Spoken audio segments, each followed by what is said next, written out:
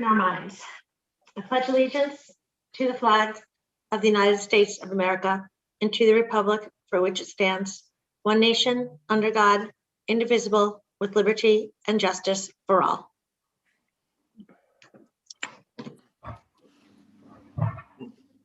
Thank you for joining us. Reorient myself here. Flip over to allegiance document.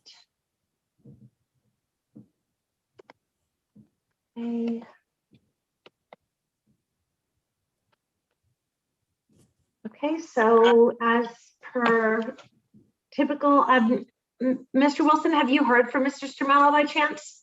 I have not. I talked to him earlier today. He said he was going to make it, but I know he was having some technical issues with his telephone.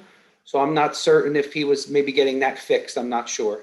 Okay. Oh, I just got a message from him that said start without me. So okay, we did the right thing. And is Derek on the line? Yes. Derek, could I pass a message on to you from Mr. Stramello? He asked if you could call his cell. Do you have that number? I do not. Okay, I will go ahead and is our chat public? I certainly don't think he'd appreciate me giving his phone number out in a recorded meeting. No, it's not public, but Michael or Vonda can maybe text it to me just to make sure. It's okay. I'll put it in the chat. If our chat's not public, I'll just stick it right in the chat for you. Okay. I'm looking at my phone. Okay. All right, refocusing.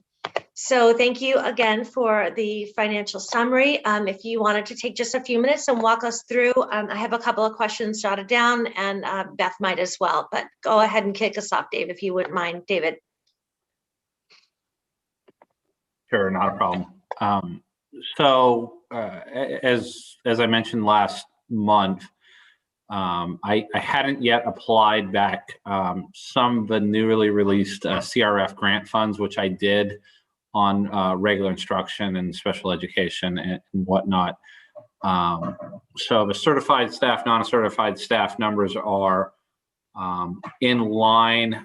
There is a variance still on administration. I noticed it's still reflecting, for some reason, one extra pay cycle. I thought we had that resolved. But I just noticed that one was still reflective. So it does show a negative balance of 78,000, which as I was looking at it about 10 minutes ago, is not true. The encumbrance is higher than the actual amount that we owe per our contracts for the rest of the year. Health insurance benefits is more in line with what we expect. Let's see. Transportation's in line. Infrastructure, this is your equipment and repairs, have run high, and this is because of technology purchases, special ed tuition. We talked about this a little bit last month, is still running a fair amount above budget. But right now you're still in line to finish the year with a surplus of about 450,000 plus. That's probably closer to $500,000, and we haven't touched the ESSER 1 funds yet. Mm-hmm. So hit me with some questions. I'll do my best to answer them. Thank you. And remind us, the ESSER 1 funds is the 200 and something thousand, and the ESSER 2 is the almost 1 million.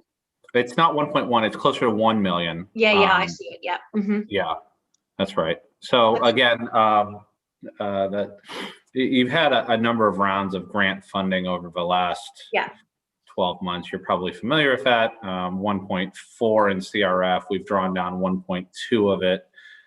ESSER 1, which is just called ESSER, and then the ESSER 2, which we recently submitted, are to help offset some of the learning losses we believe are happening because of a pandemic. Okay, thank you. And with the special education tuition, that actually does not include the second excess cost sharing payment, because obviously we didn't get that yet. And what we didn't. But I want you to know that I estimated it, and I did put that estimate of about 109,000 in there. So I think that's a pretty true estimate of where you're going to end up for the year. Okay, that's really important. Where can we see that? What line item can we see putting It it, would be or is it under- just embedded in the same line item as the tuition? It's embedded in the tuition line. So I'm trying to pull out the exact line. My eyes are failing me right now.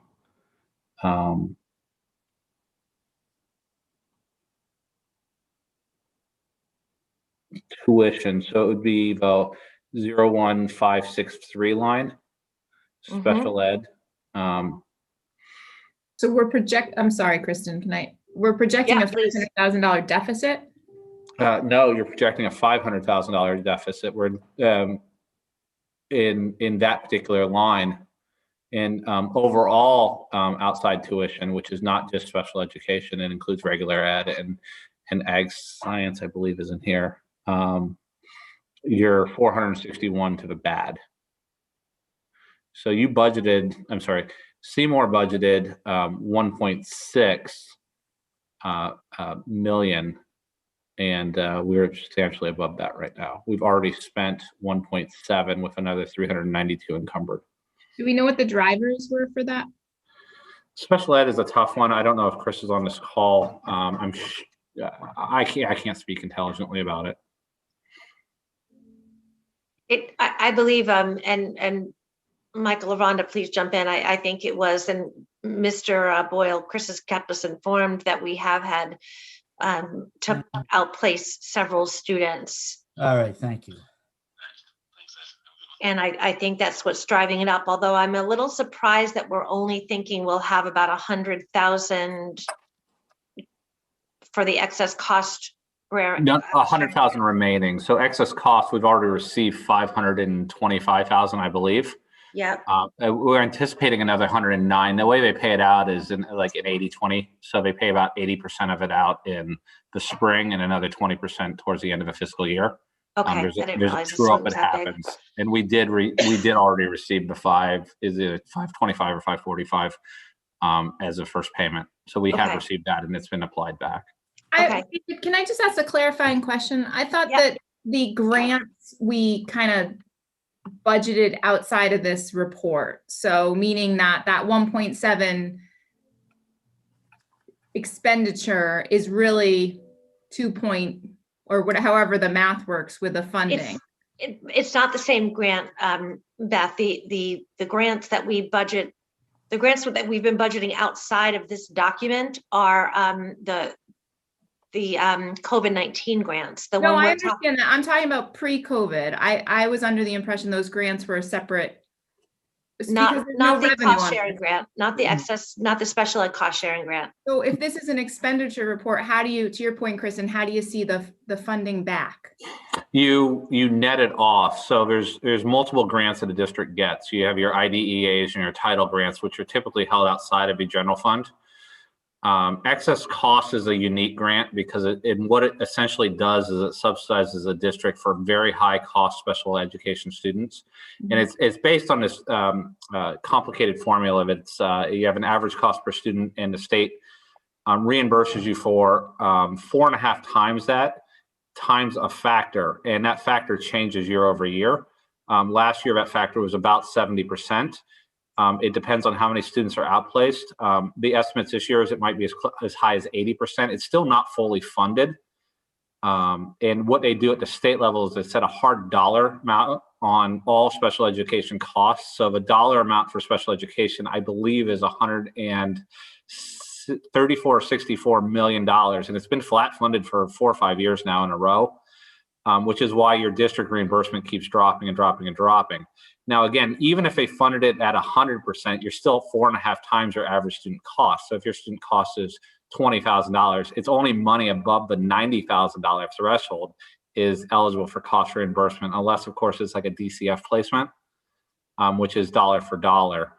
So it is definitely one of those areas in a budget in defense of special ed, not just in this district, but across the board. It's really hard to budget for. It's typically a pretty large item, and it can go for you or against you in any given year. Now, we're usually pretty good at budgeting salaries and payroll and benefits. We can get pretty exact on those. But when it comes to special ed, you get 1 or 2 students that move in from out of district. You could look at a couple $100,000 swing either direction. Or conversely, you bring a student that was outplaced back in district, you can have actually a pretty large realized savings. So not uncommon to see large fluctuations like this in special education, but definitely worth looking at. Any additional questions, Beth, on that? Nope. Thank you. You're welcome. I have a question with the infrastructure services. I totally understand that COVID-19 has had an impact on building repair and maintenance, but not sure why it would be in a deficit situation if you have applied grant money already there, because in my mind, those are covered by the grant money that we've got, whether it's ESSER 1, 2, or. So again, we haven't applied any of the ESSER grant money for it, even though we have been awarded the ESSER 1. And there is still some grant money in CRF that has to be applied back. Now, the limitation on the CRF is that grant actually expired on 12/30. I think we've talked about that in the past. Yeah. So even though we've had expenditures for, I don't know, hand sanitizers or whatever it is after 12/1 or 12/30, they can't be applied towards that grant. Now they can be applied towards the ESSER grant, which we haven't drawn down yet. Okay. So I anticipate that number going down to 0. I know it looks a little scary when you're looking at it this time of year. We just haven't drawn down the ESSER grant. Okay, great. That's really important to know. And then the other just comment on the report is that I'd like to. I don't think we should be saying. I don't think we should be calling this year a tight budget year. So I'd like to have that taken off before we. I mean, not literally taken off in this particular document, but I don't even want to move it forward and have it on the record as tight budget year. I mean, if Mr. Wilson or Mrs. Tenza or Mr. Stromella has a view on that, but I just don't think we should be calling this a tight budget year when we've been. Is that something that I said at the last meeting? And if so, I apologize. No, it's actually on the document. My guess is a holdover, David. It's on the financial summary for AC 730-745. Okay. My guess is, honestly, it's probably been there forever, because we always say that we'll only make limited purchases for required materials. But this one, it does say due to our tight budget year. I just don't want to characterize it as such. My other question for you is, is the $300,000 for workman's compensation to the town new? Because I thought it was 150, and it looks like, if I'm reading it properly, that now we're in a deficit situation of 150,000 for the workers' compensation fund. I don't believe it's new. I met with Doug at the town side. He had shared with us some outstanding invoices, and I believe this was correct. I can go back and verify that for you. Again, I don't have the history. Yeah, no, totally understand. Totally understand. But yeah, based on our conversation, there was a few questions about funds going back and forth with the town, and they were good questions. So what we're doing is actually going through, and I mentioned this to the other administration, is we're going to reconcile starting back at July 1, going forward each month. So we have a really good standing of exactly what's gone back and forth. Okay. I think it's honestly a good practice when you switch business managers in the mid-year or whatnot, just to kind of make sure everybody's on the same page. You don't want to end up with any surprises at the end of the year. Sure. So we've been working on that the last 2 weeks, maybe. That's we great. should have that done before the next meeting, which I think will lead everybody to a level of comfort that, if we're off by anything, it's only going to be in the last month, and it won't be very much. Yeah. So two things on that. I'm certainly not going to swear to remember whether it's 150 or 300,000, but if we budgeted for 150,000, I can't imagine it's actually 300,000. And I think that if you take a look at probably the past 2 years budgets, the last 2 fiscal years, that number should be in there. But you know what I mean, Ed? You know what I mean? It doesn't make sense that if it's 300,000, I don't see why we would have had 150 in there for the budget. Yeah, it's definitely worth noting, and I can go back and true that up. Great. And report back to the board after this meeting. That's great. And does Mr. Sawicki, the chairman of the Board of Finance, does he work with you and Doug on that, or is that really you and Doug working together on the town side? Well, so far it's been myself and Doug, but I welcome company. Absolutely. And the only reason I bring it up is because Ed and I have had this conversation. We feel strongly that Mr. Sawicki has incredible history and knowledge, but I feel like when we've got the town board represented from the Board of Finance, we should also have the Board of Education represented. So if there are any meetings with you, Doug, whomever else, and Mr. Sawicki, we'd love to just know and have the opportunity to participate. Yeah, I think it's always a good idea to get everybody in the same room and to move in the same direction. Totally if agree. there's any questions about anything, you can kind of just resolve them then and not go back and forth. I think that's always good for a good relationship, right? Yep, totally agree. Those are all the questions I had. Ed or Beth, do you have any additional questions? So based on what we heard, what's the projection of how we're going to end the fiscal year? That's a great question. I guess the big driver is how much money we apply back in grants in this year versus carry forward into the next year. That's obviously probably going to be the biggest driver. I do anticipate a surplus at the end of the year. I don't think it's going to be as high as 452 because we still have another, 2 months, not even 2 months now left. And I'm sure there will be some more operating expenses coming through that aren't salary related. But you're definitely not going to be in a deficit situation, which is a good thing. And did I see in email that there was a listing of grant? Oh, it was a listing of grant expenditures, right, David? It wasn't a listing of what was submitted for the second grant. The ESSER 2? Yeah. I'm just trying to verify. I thought I saw in an email that something was listed, but I can't remember if it was expenditures for the first COVID grant, the one that you had to spend it before December 30th, or if it was a listing of what was submitted for the ESSER 2 grant. I don't know. I do have the list of what's been submitted for the CRF grant, that first one. And again, we've already applied to have that adjusted once, and we will continue to do that so we can fully utilize those funds. That's really terrific, because I don't think I knew that was an option. I thought that was just all water under the bridge. And I know that we got some kudos from the state in the level of detail we submitted, but I wasn't aware that we can go back and identify additional things from 2020 that we could apply for that reimbursement. So I'm thrilled that we're doing that, and that's great. If you ask nicely, usually they're pretty understanding. They don't always say yes, and if it makes sense, then they will. But it honestly depends on the time when you ask. If you would have asked in December, they probably would have said no. But now a lot. I got this crazy email last week about the number of districts that haven't even drawn down their CRF funds, and the last time they draw it down is next month. And it was 30-40% of districts in the state. Wow. They haven't drawn down anything? Nothing? Haven't drawn down a penny of it. And then there is, this whole percentage of people that have only drawn down, 30 to 50% of it. And fortunately, we're kind of in the good group here. So we are ahead of the game. So I guess you're right. It depends on when you ask and how you ask. It's, even talking about ESSER 2, the state gave a deadline of, initially it was early April, and then it got pushed to April 19th. And of course, a lot of us waited until about April 15th to submit it, because they keep changing their minds. And then sure enough, on April 19th, the day it was due at noon, they sent out an email and said, well, we'll give you one more week. Come on. Yeah.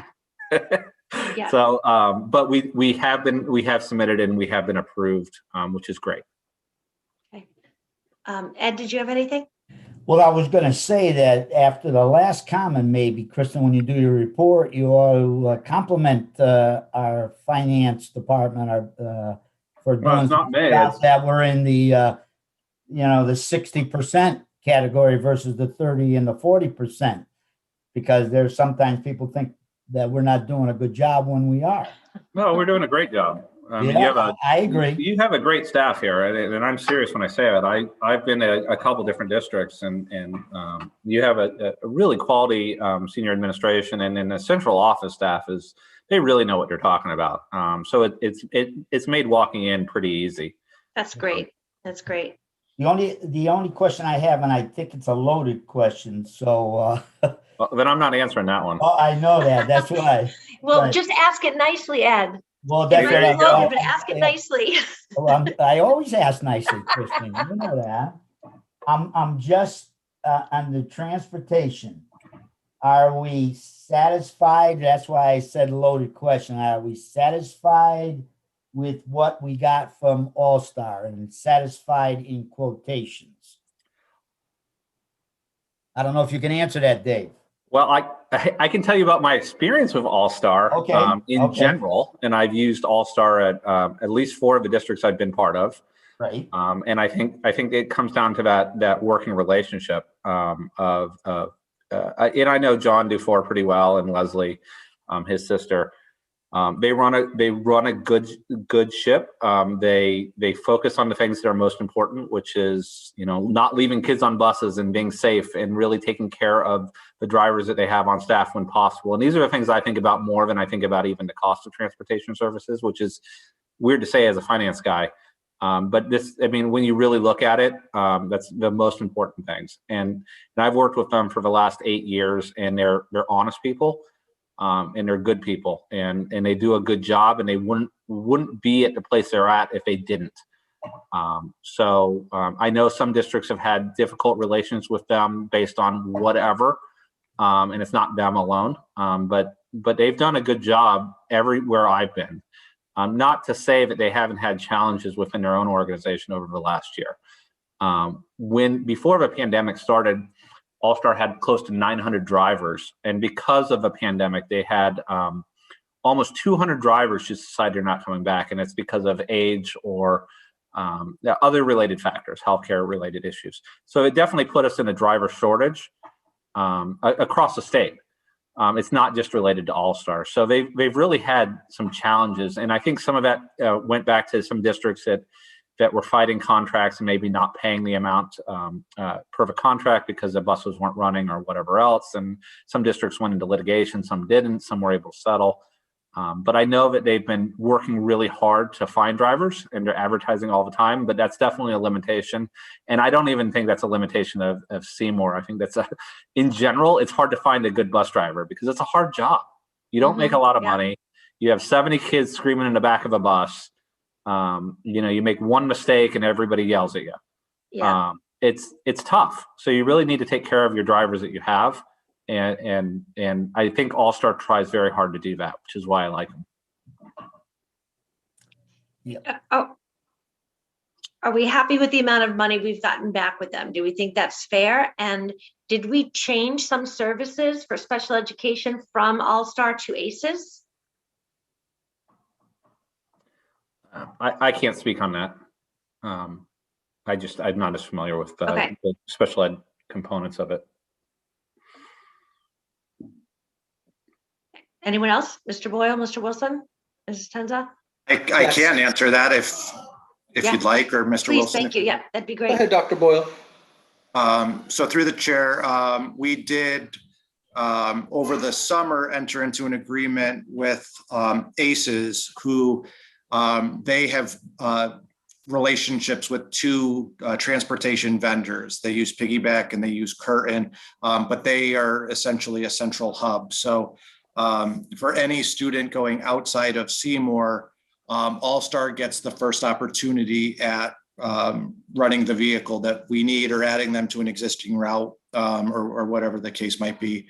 If they're unable to do that in previous years, we would do all the legwork. And last academic year, I think we used 5 separate vendors Wow. to handle the transportation for kids going to different districts, to different therapeutic Schools, placements. yeah. Since starting this relationship with ACES, it's a little bit unique to what we've done in the past.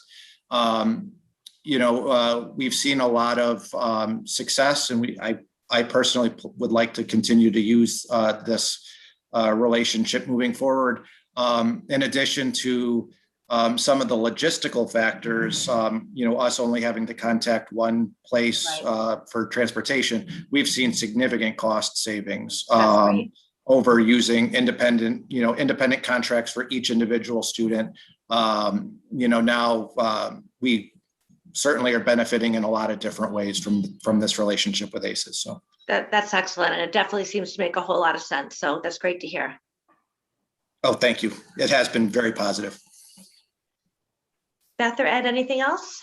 No, I'm fine. Okay. I wanted to just close the loop real quickly before we end this meeting, because I actually think it's a conversation for the full board, but just in my capacity as chairman for the finance committee, when we think about the idea of, I'm going to say this wrong, I don't want it to come, when we think about, everyone fully understands that the grant money cannot be used to supplant operating budget. But there are options that we have this year because we are running in the positive on some accounts that we normally are not. So we have choices as a board.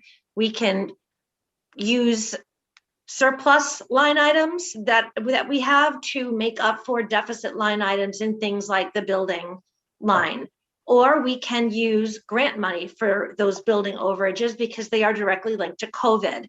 And that has to be a conversation in my mind that comes to the finance committee of the board and then to the full board, because this is town money and it impacts our operating budget and it impacts our relationship with the town. So while we've got, maybe we only have 2 short months before the end of the year. So there has to be, and I'll work with Mr. Stramello to make this happen. There has to be a sit down where we're talking about what are we going to move around in our budget, which is what we always do towards the end of the year, versus what surplus are we going to be giving back to the town. I mean, there's going to be a surplus and we need to know the dollar amount of that surplus before we can engage the town in a conversation, but that conversation has to happen and we're getting close to the end. So just a little bit more on that. And Mr. Stramello, I will follow up with you on that afterwards. Would you like us as the administration to put together some options for the board? Absolutely. Okay. Absolutely. And we can kind of give you some ideas of what, typically the administration will just put together a list of what we believe is in the best interest of the school. And we can talk about year-end surpluses and those conversations with the town. Now, do you share in the non-lapsing account? We have never had a non-lapsing account before. We've never. So that's another great point. If we want to make the case for that this year, we need to be doing that like soon. You can. And I think it's non-lapsing accounts serve a purpose for sure.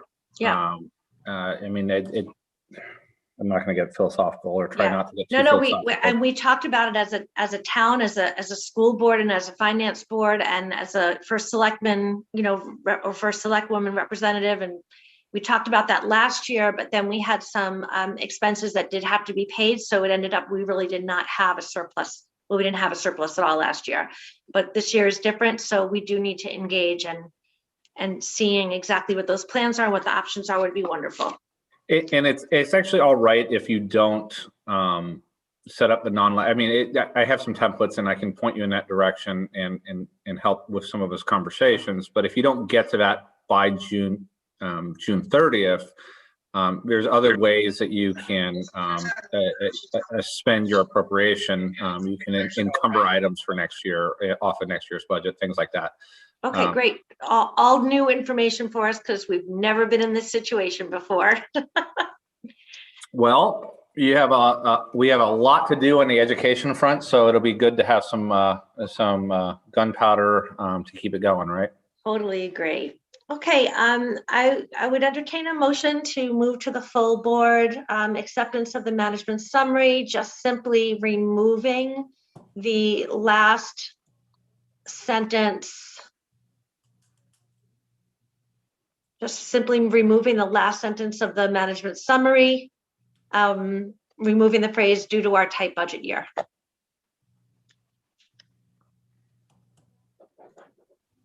So moved. This is Beth. Thank you, Beth. Seconded by Ed Stromello.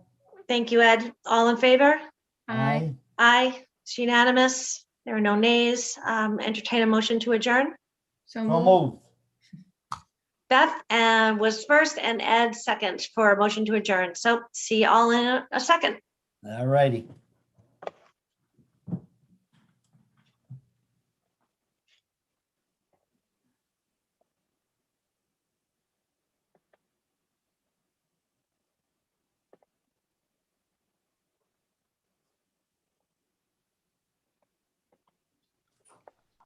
I think Mr. Stramal had let the dog out quick, he said.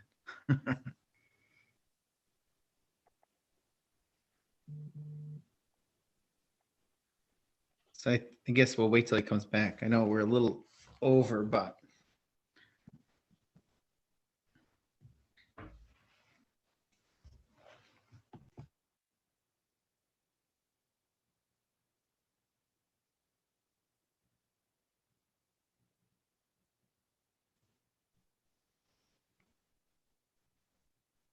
Is that good, Mr. Wilson? What are your thoughts? Maybe I think he just might have excused himself quickly. I would maybe give him 2 minutes, Mr. Hatfield. Yeah, that's fine. Yes. Okay. I'm assuming. I don't want to make assumptions here. Well, he texted me saying he had to let the dog out. So I didn't There know. you go. And he's back right on cue. There you go.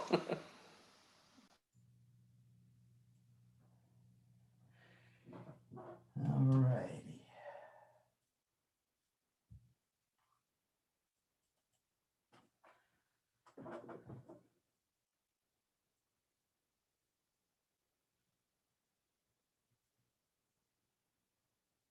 Okay,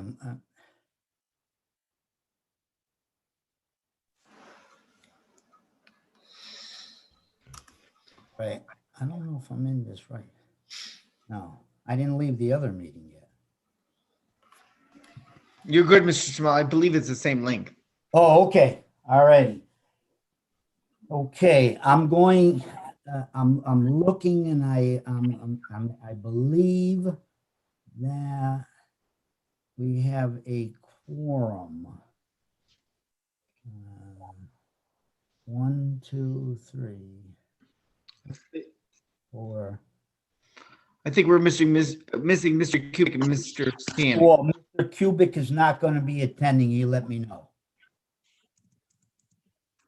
So it's going to have to be only Mr. So I think Hanning. Okay. So then I will call the meeting to order at 7:36, the regular Board of Ed meeting of May 3rd. If we could stand to pledge the flag, please.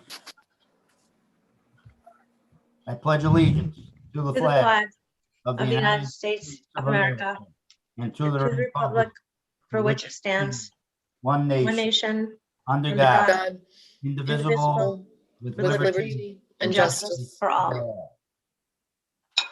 Okay, and I will ask, per request of one board member, if our clerk could take the roll so we know who is here.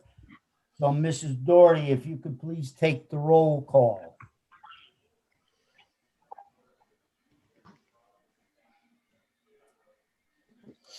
I don't know if Leanne heard you. Oh, that's. Yeah, I did. Okay, Okay, Mrs. Bruno, Here. Mr. Champagne, I am here. Mr. Garofalo, Present. Ms. Harmeling, Present. Mr. Hatfield, present. Mr. Kubik, he's not going to be here. Ms. Nasteriak, Here. Mr. Stanek, Mr. Stanek, Okay, he said he was joining. and Mr. Stromello. Okay, Mr. Stromello obviously is here. Okay, we will commence, and we will start with the high school student representatives. Zach. Good evening, everyone. Today marks the 4th successful week back full-time at the high school. The National Honor Society wrapped up selling flowers for Mother's Day, and they also did a garden cleanup with Best Buddies the past month and are planning to give out teacher appreciation flowers to all the teachers within the Seymour public school community to show their appreciation for teachers during this hard time. Also, a vaccine clinic was set up last week for students at high school or Seymour High School age 16 and up. And AP testing has begun this week and will continue for the rest of May.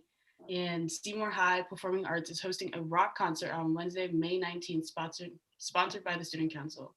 All seniors will be excused from their classes for the last 2 time blocks for June 1st for our senior day on the field. And junior day has been scheduled for June 3rd at Kowalski Amusement Park from 6:30 to 10:30, where the juniors will be allowed to enjoy the park by themselves along with the DJ dance party and food.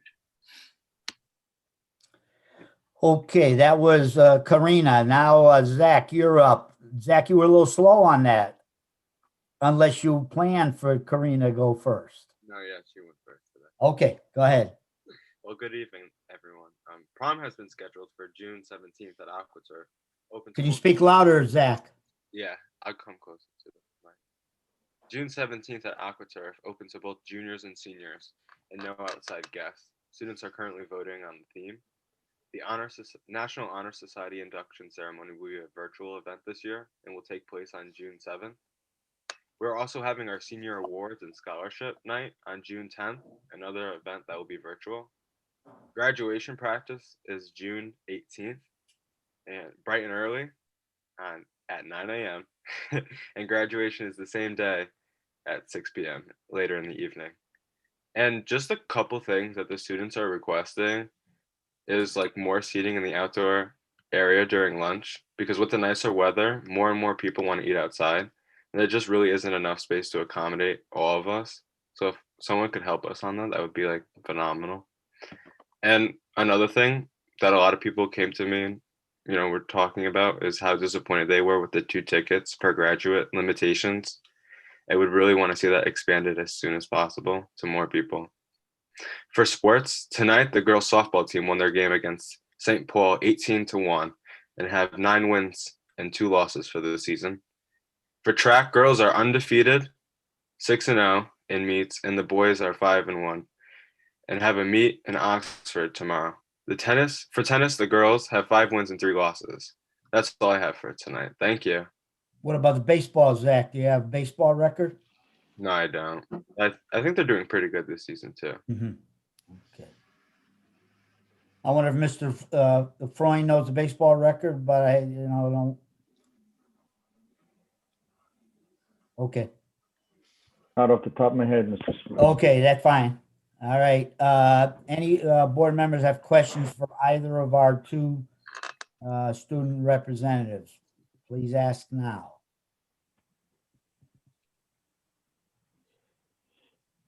Okay, I see no hands. Okay. I have a late hand. Oh, okay, late hand. All right, go ahead, Ms. Harmon. I just have, it's not so much a question, just as a statement of support for your first 2 points, and hopefully we'll be able to talk about that during this meeting, specifically on the number of graduation tickets. And what was the other one, Zach, that you brought up? Like prom. I think it was mainly the number of graduation tickets, right? Yeah. Okay, thanks. Hopefully we'll get to talk about that this evening, but thank you both for sharing with us tonight. Okay, any other board members have questions for our student reps? Okay, I do not see any other hands. So I'll move along to public comment, and Mr. Champagne, I will turn it over to you. Thanks, Mr. Chairman. We have 2, excuse me. And first up, we have Megan Krasinski. Good evening, Seymour Board of Education members. I am speaking to you tonight as the Seymour Education Association's president on behalf of a multitude of teachers from each of the district schools. Rather than having teacher after teacher speaking during public comment tonight, we thought it would be efficient to condense the comments into one. We are asking for the board to reconsider moving forward with the Wednesday student early release days for the remainder of the school year. The teachers are very appreciative that you recognize the challenges with dual teaching, and in the best interest of the students, you provided extra planning time for the teachers. Even though we are moving closer to the end of the school year and the majority of the standardized testing will be concluded by the end of next week, the challenges with dual teaching has not changed, and our work with the students is far from over. The teachers who have reached out wanted to share why they feel so strongly that this early dismissal time continues to be a necessity. Teachers continue to have both in-person and remote learners in their classrooms. This status changes daily as students return to in-person learning from being quarantined or move to remote learning due to students contracting the virus because of contact tracing or family choice. While it appears that this is an easy transition, that is far from reality. The reason the transition appears so seamless is because of all the planning and preparations made by the teachers. Teachers need to plan for 2 environments to meet student needs. It is much more than just standing in front of the classroom, turning on a camera, and going live.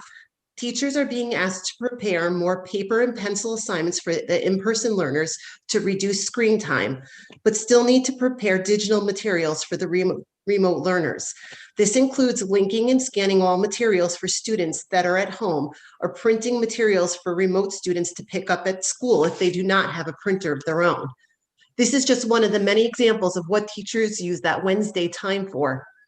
In the elementary schools, the students stay in their classrooms for unified arts and even for lunchtime. This means the classroom teachers never have any time during the school day to prep or set up math manipulatives or science materials because the students are always in the classroom. Even after school, the teachers have very little time in their classrooms because they are required to leave the building so that custodians can clean the school. I'm sure we can all agree that decisions for our district should be about student learning, but I'm also sure that you can agree that the best student learning is a direct result from well-planned lessons and activities. Without ample planning time for the teachers, dual teaching can shortchange student learning on both sides of the screen. You will be receiving in your email 140 teacher signatures asking you to please reconsider continuing the early dismissal days for students on Wednesdays for the remainder of the school year. Thank you for considering our request.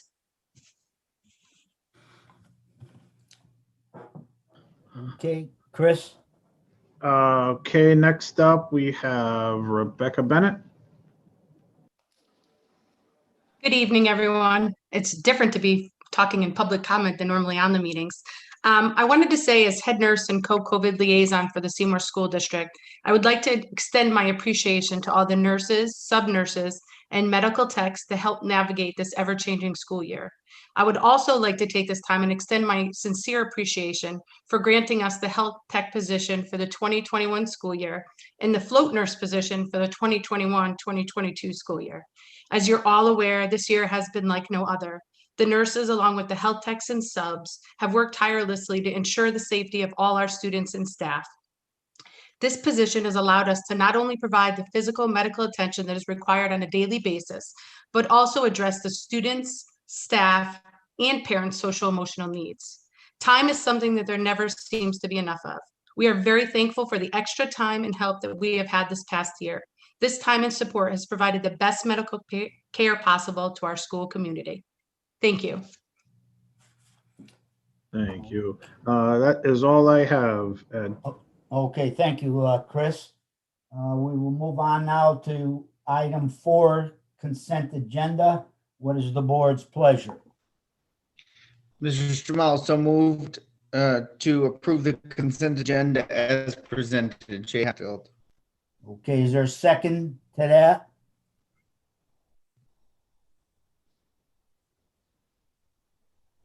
I'll second it. Kristen Bruno.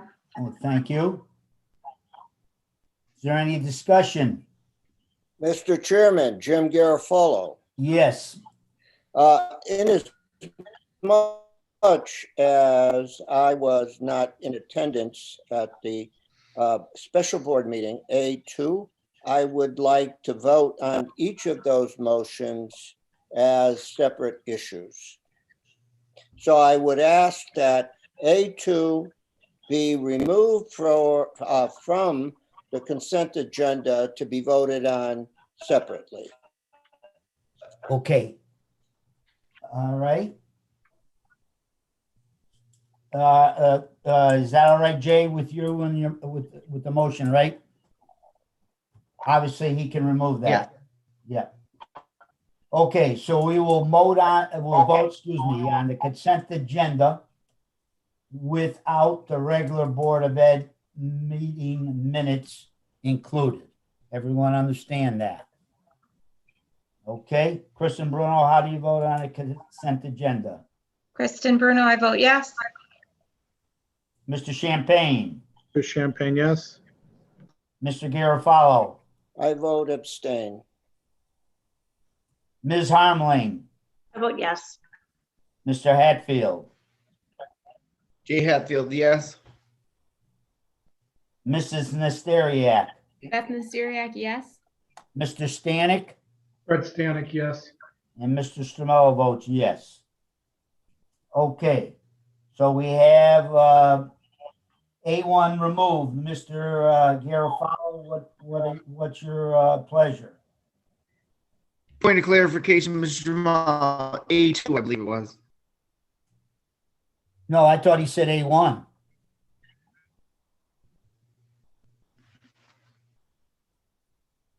Mr. Garofalo? Mr. Chairman, Yes.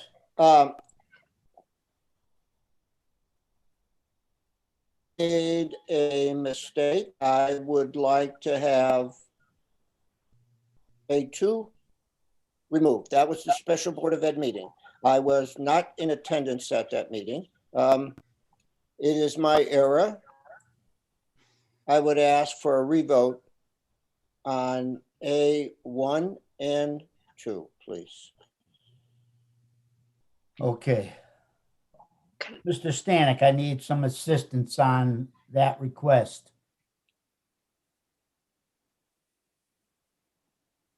It's my opinion that we need to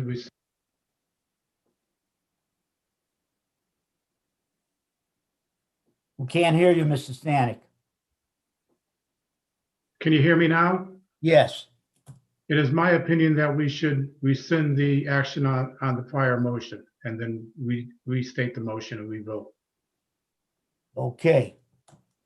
So the Through motion. the I will chair. make the motion. That Through was the chair, if I may, can we just, yes, sir. Can we just ask our board clerk, because I heard A2, so I don't know what she recorded. Actually, I recorded A2. Thank you. Okay. My mistake. I thought I heard A1. So then we do not need to rescind the motion. We do not. Okay. All right. So Mr. Garofalo, A2, you want us to vote on that separately? Yes, sir. Okay. Will somebody make a motion to that effect? Yes, Mrs. Harmling. I chose not to, I was moving too quickly before, but since we're taking that out, can we please remove item 4B as well? The financial management Yes. summary? Yes. Yes, thank you. Well, now through the chair, I'm sorry, through the chair. We have to double check with Mr. Stan because we did already vote on the consent agenda, I believe. Yes. Okay. With the financial management in it, yes. Okay, so you know what? Honestly, it doesn't matter. I don't have any idea what we're doing. Perhaps it would be helpful if we just, what are we not voting on in the consent agenda? What is being removed from the consent agenda? A2. Okay, it is what it is. If I may, Yes. Mr. Chairman, Yes. Mr. Garofalo feels compelled to, I believe, abstain with regard to the minutes of the meeting he did not attend. He does not have to abstain if he feels comfortable after reviewing the minutes that they're accurate, or he doesn't have a problem with the minutes. But that's his personal choice. Okay. So I'm going to say that we're going to go to what was removed, and that was A2. And so the chair will entertain a motion to vote on A2's minutes. The chair will entertain a motion to vote on A2's minutes. Please speak up. So moved, Mr. Chair. Thank you, Mr. Garofalo. Is there a second to that motion? I'll second it. Mrs. Bruno, I heard.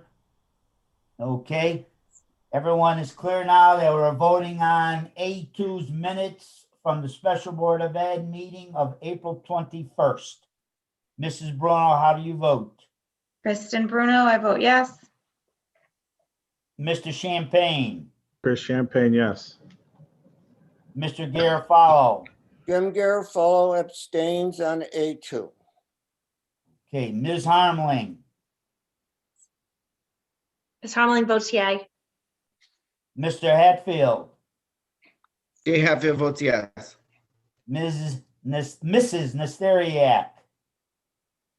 Beth Mysteriak, yes. Mr. Stanek? Fred Stanek votes yes. And Ed Stromello votes yes. Okay, moving to recommended actions.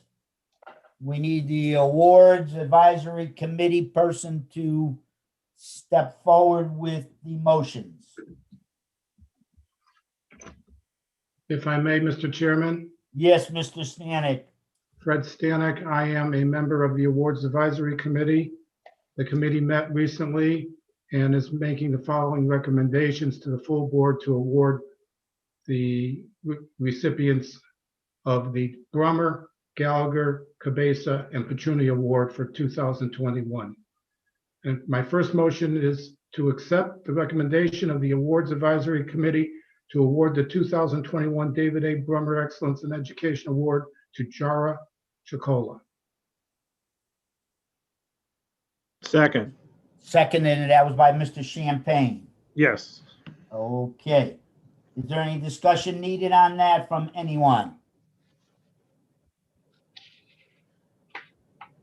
Okay, I'm hearing none. Mrs. Bruno? Kristen Bruno, yes. Mr. Champagne? Chris Champagne, yes. Mr. Garofalo?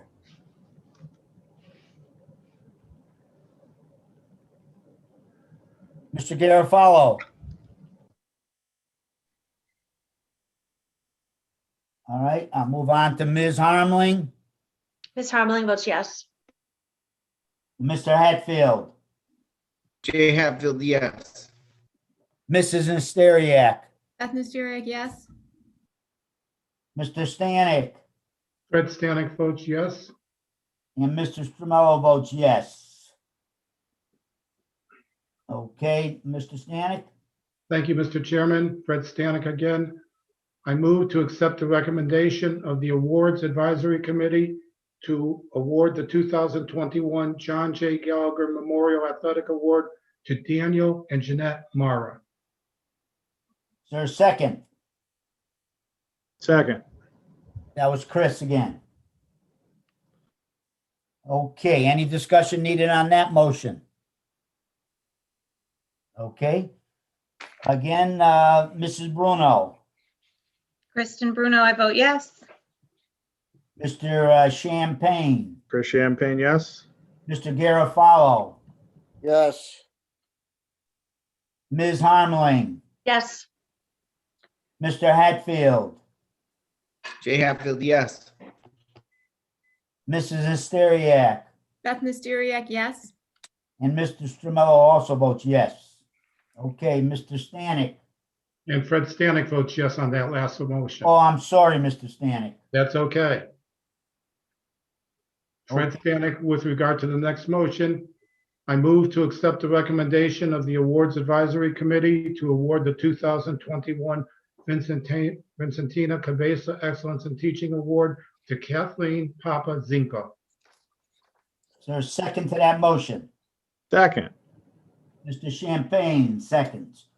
All right, any discussion needed on this motion? Okay, Mrs. Bruno, Kristen Bruno, I vote yes.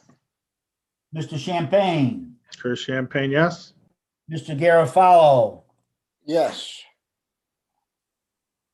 Ms. Harmling, Kristen Harmeling, yes. Mr. Hatfield, Jay Hatfield, yes. Mrs. Nesteriak, Beth Nasturiak, yes. Mr. Stanek, Fred Stanek, yes. and Ed Stremo votes yes also. All right, Mr. Stanek, back to you. Thank you, Mr. Stramello. One more time. I move to accept the recommendation of the Awards Advisory Committee to award the 2021 Thomas J. Petruni Memorial Education and Environmental Award to student Noah Blood. Second. Seconded by Mr. Champagne. Any discussion? Okay. Mrs. Bruno, Kristen Bruno, I vote yes. Mr. Champagne, Chris Champagne, yes. Mr. Garofalo, Yes. Ms. Harmling, Yes. Mr. Hatfield, Jay Hatfield, yes. Mrs. Nesteriak, Beth Nasturiak, yes. Mr. Stanek, Fred Stanek, yes. and Mr. Stromella also votes yes.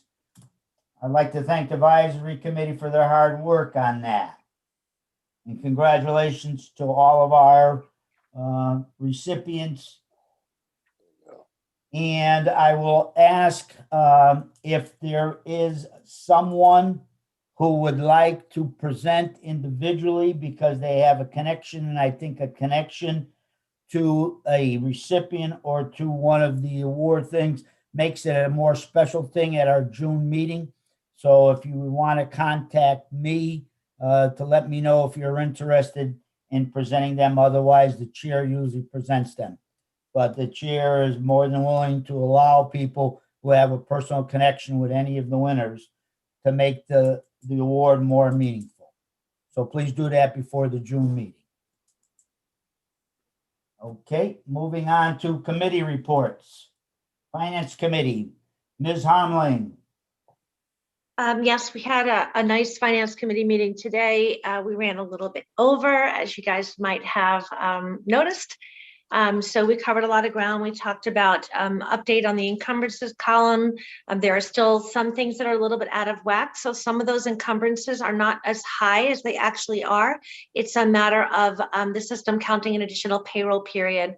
So if anybody's looking super closely at that, know that we are working to resolve that. We also talked about where we expect to end up at the end of the year. Not in a place to put a hard number against that yet, but to suffice it to say that there would be a surplus in our operating budget. And the reason that I had wanted to remove the financial management summary from the approval minute, but it's just absolutely not that big of a deal, is because there was a leftover comment in the financial management summary that said due to the tight budget year. And I just would like the record to reflect that that really was just a leftover piece of text, if you will, because usually we are in a very tight budget year. But this year, because of some savings because of COVID, but also mostly because of the grant money, we've been able to realize a bit of a surplus. So I would not characterize this as a tight budget year because we've all been there and we know what tight feels like. So we'll be working closely with administration, and thank you again to David Fiorelli for assisting us and for collaborating with our town leaders. And we look forward to continuing the conversation for the last 2 months of the fiscal year regarding our surplus and grant money plans, et cetera, and things of that nature. And if anybody has any questions or comments on the board in regards to the Finance Committee, happy to entertain them through the chair. Anyone have a particular question? I will ask again, anybody have a particular question about the Finance Committee meeting minutes? Or report, I should say. Mm-hmm. Okay. Hearing none, we'll move along to the updates. And the first update is the superintendent vacancy. And I I want to personally thank Mr. Champagne for assisting me. I had a tooth issue on Friday and I was incapacitated for a while, and Mr. Champagne took the bull by the horn and helped me to complete some of the tasks that were asked by the consultants. And so, Mr. Champagne, if you want to update the board, I will turn that over to you with the stuff that you have completed. Sure. Oh, excuse me. So we have a rough outline for schedules for May 10th and May 11th. I reached out to all the principals to ask for some teacher names that would like to meet with the consultants. And also, the schedule is not totally finalized. I'm waiting on the meeting links and whatnot. But I think the four really important ones that we have to touch upon are on May 10th and the 11th, we have town hall type of forums where the consultants will run those meetings, and anyone from the community is welcome to those. So for the parent/community town halls on May 10th, it will be from 10 a.m. to 11. And then on the 11th, it will be from 7 p.m. to 8 p.m. The teacher open forum will be May 10th, 7 to 8, as well as the student open forum from 7 to 8. I'm not really sure how we would get that out to everybody with the links. I'm kind of hoping we may be able to utilize something like Power School to get out to parents. I know some of the principals had sent out some information in their communications to parents. So if we had any thoughts about other ways to get that out, Facebook page or whatnot, that'll help to get that message out. Okay. Any questions from Mr. Champagne or myself?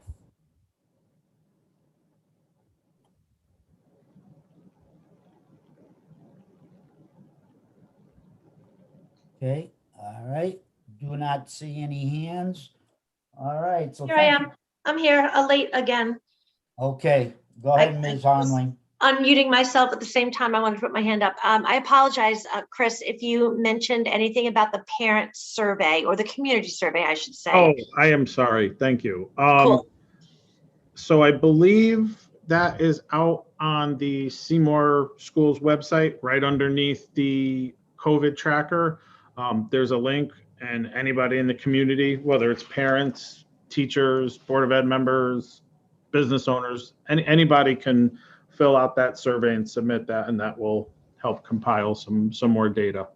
Okay, but we're not sending an email out to parents with a link. Parents and community members need to know to proactively go to the website.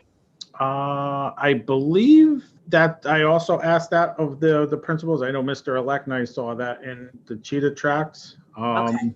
So I don't know if Mr. Freund sent anything out. I asked him to send it to students as well. Obviously, I won't see that one. But yeah, so we're going to get that communication through each building.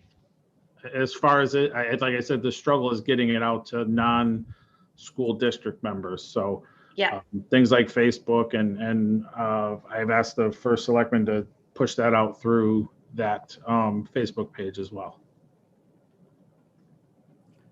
Okay, Mrs. Bruno, I see your hand up. Just following up on the survey question, there was the option to have it translated into some of the more common other languages in the district. Was that, did we let them know what languages? Chris, I don't know that answer. That I don't know, no. So we'll have to find. I know they offered Spanish, so we can, I could take a note, we can touch base and see if we get that one up there too. Okay. Okay, I just want to remind board members that the consultant said that any of us can call them directly if we had particular questions or concerns. So please take advantage of that. They did provide us their phone numbers and stuff. So in case that Chris or I missed something and there's a deadline and we want to move forward, we have no problem with contacting the consultants directly. Okay, David? As somebody that's seen this process, and I commend you for going to a consultant and being transparent and open and honest about a superintendent search.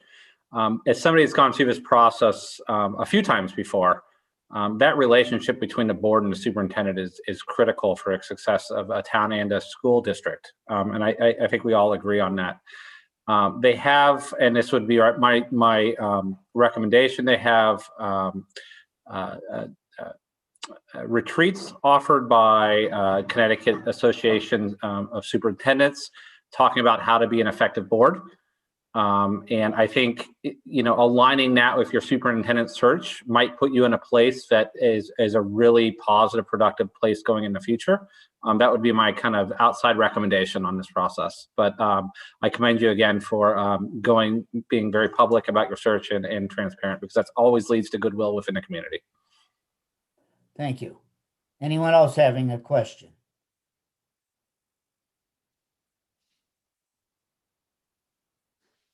Okay, one more time. Anyone else having a question or comment? Okay, we will move along then to the next update, and that's the business manager vacancy. And Mr. Wilson. Good evening, all.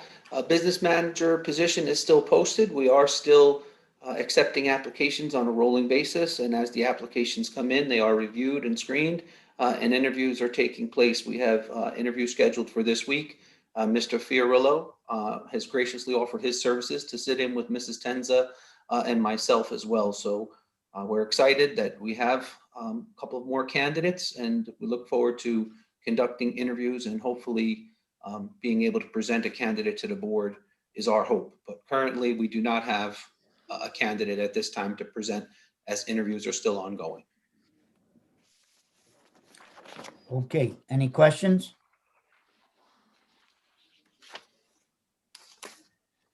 All right. Yes, Kristen Harmeling. I do have a question.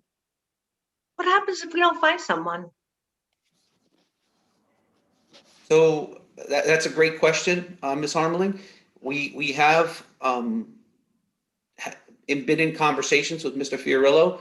Mr. Fiorillo, obviously, as this board is aware, has agreed to stay on throughout this year, as well as to transition if the new person, once we are fortunate enough to find someone, needs assistance in the transition. But Mr. Fiorillo is aware that the business manager position is a shortage area, and he's willing to continue on as long as he and his colleagues can continue to provide a service for Seymour. However, it is not a long-term solution, as he is a temporary interim business manager. But we are still working. We are not going to be high and dry. Mr. Fiorillo will continue to assist us until we find someone, and we're very fortunate for that. And that took a lot of conversation from Mr. Fiorillo, myself, and Mrs. Tenza, and we're very happy.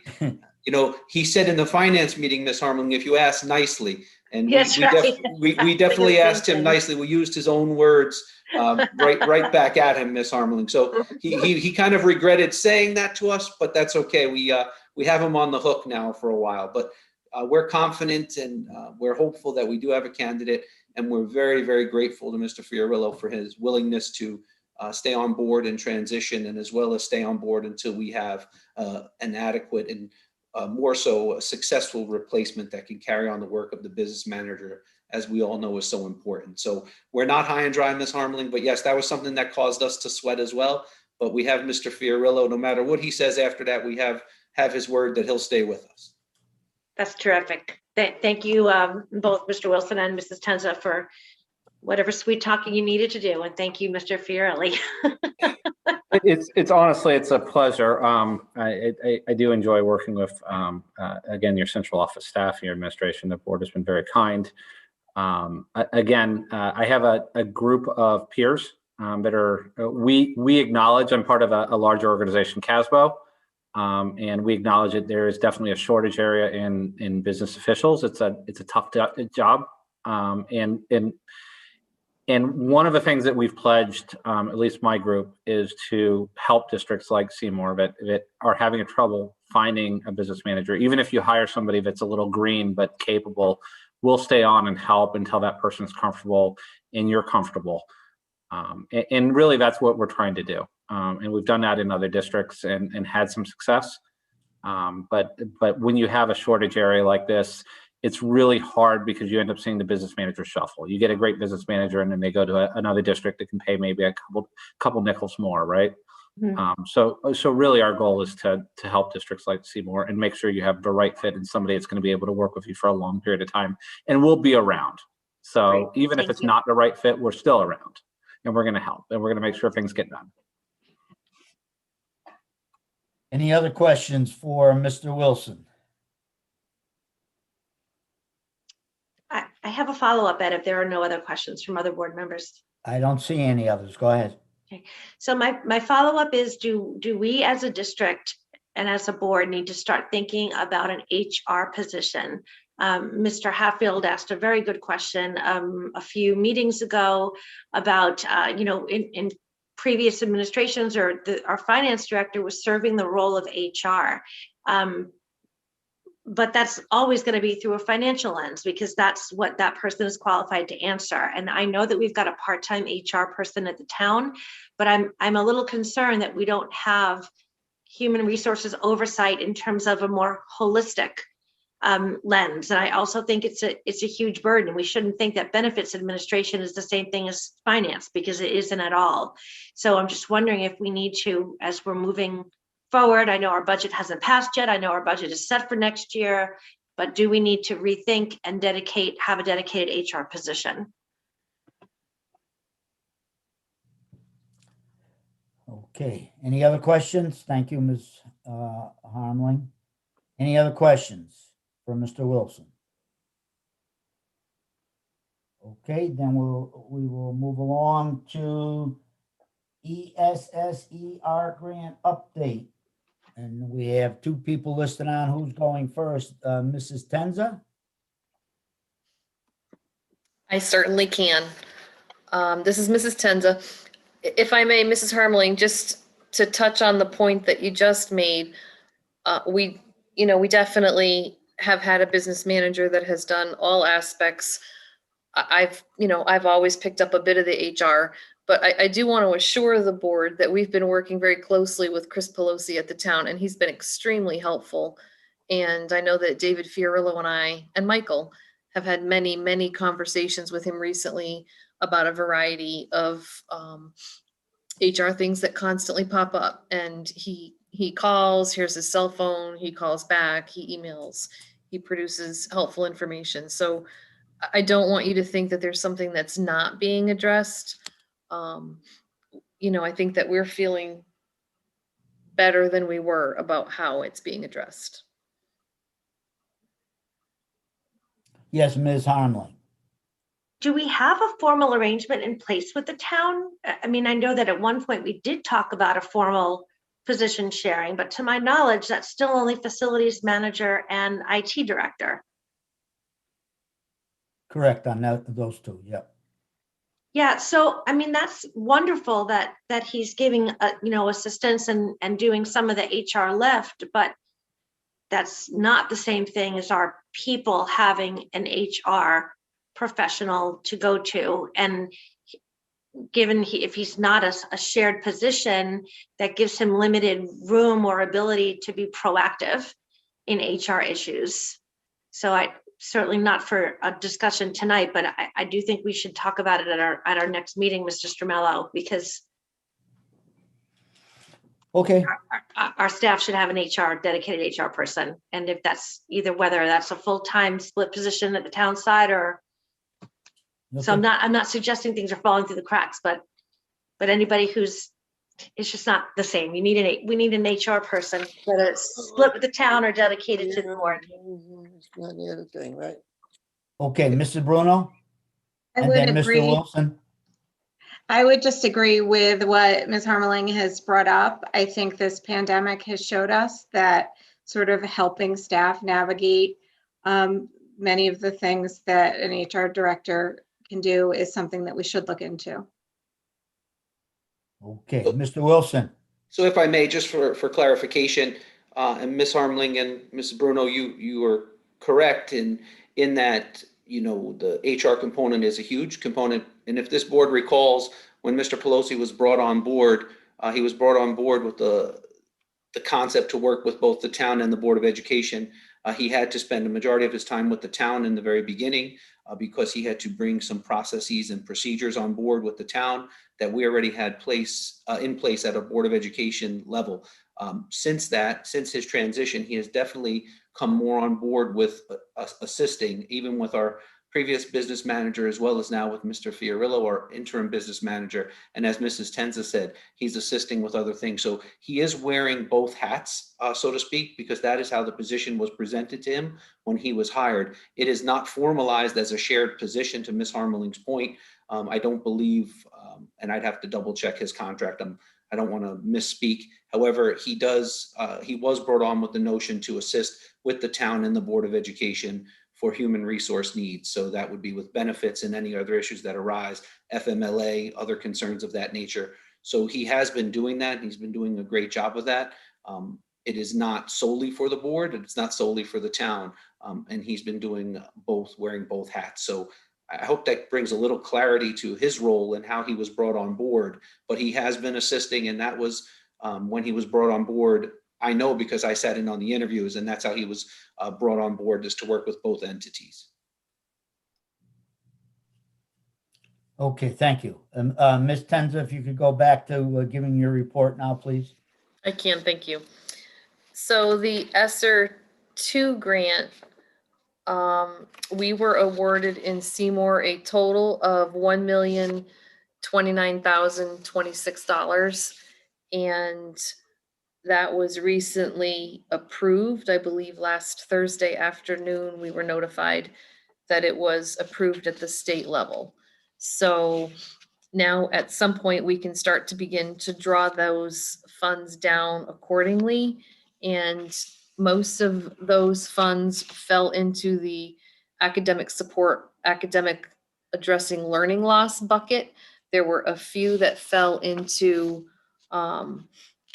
the technology or building operations budget in terms of individual air conditioning units for Bungie, but most of these funds went towards either the 9 distance learning teachers we had, teachers and tutors to lower class size and provide support, SRBI teachers, library media specialists to address some literacy to be shared between the high school and the middle school, assistant director to special pupil services, after school support, math intervention programs, and technology Chromebooks. So we took that almost, a little over $1 million and parceled it out. And the first scoop that we used was looking at, if you remember way back in the budget process, when we asked the administrators to come up with their budget proposals, when we added it all up, it was almost 10% increase. So we couldn't honor all of that. So the first thing we did was go back and look at that and see which pieces in there were a logical, reasonable fit. And we included those. And then we started the conversations back and forth with the administrators. What do you think? What would you take off? What would you add instead? And tried to create this, this plan, which was submitted to the state and approved. Okay, David, do you have anything to add or at this time? Helps if I unmute, doesn't it? Yes. If not, I'm just talking to myself. No, I saw the application. It made it aligned with many other districts where you're putting your resources towards catching students up for educational loss, which is what really these grants are designed for. And again, you have a solid administration staff that really knows the needs of a school. So, based on what I saw, it looked like a very good application, and that's probably why it was approved so quickly. Okay, thank you. Board member questions? Ms. Harmling. I'm just wondering when we're going to see some documentation with specifics so we can have that cohesive discussion about the interaction between this year's operating budget, the grant money, and next year's operating budget. and potential surplus or recurring accounts? So as far as grants go, I just kind of quickly touch on this. The vast majority of the ESSER 1, 2, and potentially 3 are non-recurring grants. So these are, you know, I understand that. I didn't mean the grants are recurring. I'm talking about the set aside fund. If we have a surplus, whether it goes back to the town or whether it stays with the Board of Ed, it's all connected. So while we definitely understand intuitively where this ESSER money is going without seeing specifics and sitting down and having a conversation about the interaction of those different revenue streams and expense streams, quite frankly, we're not able to move forward and make decisions in collaboration with the town. I understand. Other questions? If I may, Fred Stanek. Yes. The ESSER funds are intended to supplement the budget, not supplant the budget, correct? That's my understanding. That is 100% correct. So we cannot rely on the funds for future years, and therefore if there's a surplus in our budget, that most likely is something we may have to return to the town. That 100% agree with you, Mr. Stanek, and that's what I'm looking to have is that conversation, because we don't necessarily have to turn it over to the town if we have a plan in place that we can present to the town, and maybe it's for capital expenses, and there is flexibility with the ESSER and the operating budget. So for example, we talked in our finance committee meeting about our custodial line item is over budget. In the absence of the grant, we would take from one line item of our budget and apply it to the custodial line. But with a grant present, we could perhaps choose to use current year grant money to pay those overage for the custodians because it was for COVID, and that would either increase the amount of money as we have as a surplus, and then does that go back to the town, or does that go to some kind of carryover, non-recurring, set aside, whatever it's called. So I'm in no way saying that we should be controlling the grant money or supplanting anything. I'm saying that we need to have a full picture of all the different revenue streams and the expenses so that we can make decisions that are in the best interests of the students, the schools, and the town. That's all. And we just haven't seen the documentation yet. There haven't been any meetings that are getting us all together. There hasn't been conversation with the various parties that are impacted by this and that should have a say in where the monies are going. So I'm just putting that out there in a public forum to ask for those conversations and that documentation to start happening, because it's 2 months to the end of the year. I think that's a good way to phrase it. It really a little bit depends on where you want to be. So you have a lot of control over, what funds are used for, when you pull down what. Again, these grants aren't necessarily like the CRF grant where you have 6 or 9 months to spend it. You have a couple of years, but they do end, and a little bit has to do with timing of when you draw down grant funds and when your fiscal year ends. And again, I like you said, having a conversation with the town about that and those funds, I think, is important. We as a board can always end our year close to zero, regardless. I mean, there are ways to do that within the bounds set by a Board of Education, which means you're spending the funds that were allocated back to education. Now, if your intent is to end the year with a surplus and open up a non-lapsing fund, we can make that happen as well. So I think that's a good conversation. It's worth noting that the town, and I believe Seymour has also been awarded an ESSER fund as well. Most towns in Connecticut and school districts were awarded grant fund awards. So the towns, I believe, got an ESSER award as well. So they have some additional revenue there. But the way you're structured as a Board of Education is you are a quasi-independent organization. You're not fully independent and carry your own GL, but you aren't fully dependent on the town either. You have your own mission and direction. So I think it's good to have those conversations, but it's also good to understand that the Board of Education has their own rules and that they can abide by as well. And I can guide you to whatever that decision is or where you want to be. I know that's kind of a long-winded answer to the question, but again, unusual times, a lot of money coming in unusual ways. Last year, there was unanticipated savings, I'm assuming, for things like transportation and substitute sports. And this year was an unusual year, and there's always things that just aren't aligned in the budget. So not to go on too much, most years you can look out pretty good, a year, maybe two in advance. This year I've been looking out a month, maybe a quarter in advance because it's changing so rapidly. And that's the reality of kind of the times we're living. Hopefully it'll start to stabilize a little bit going forward. But if you recall, in February of 20, which is about the time you probably adopted the budget we're looking at right now, there wasn't a pandemic. So we're working on, and it's interesting to look at your budget to actuals. You're not doing too bad for not having any idea there was this global pandemic and the world was going to stop for a little while. So they are unusual times, but I think it's just more cause for having more conversations.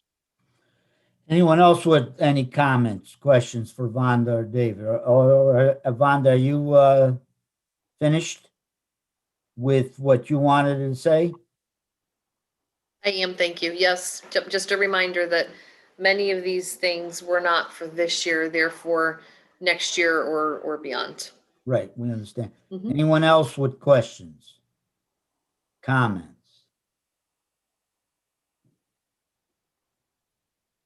Okay, then I will move along.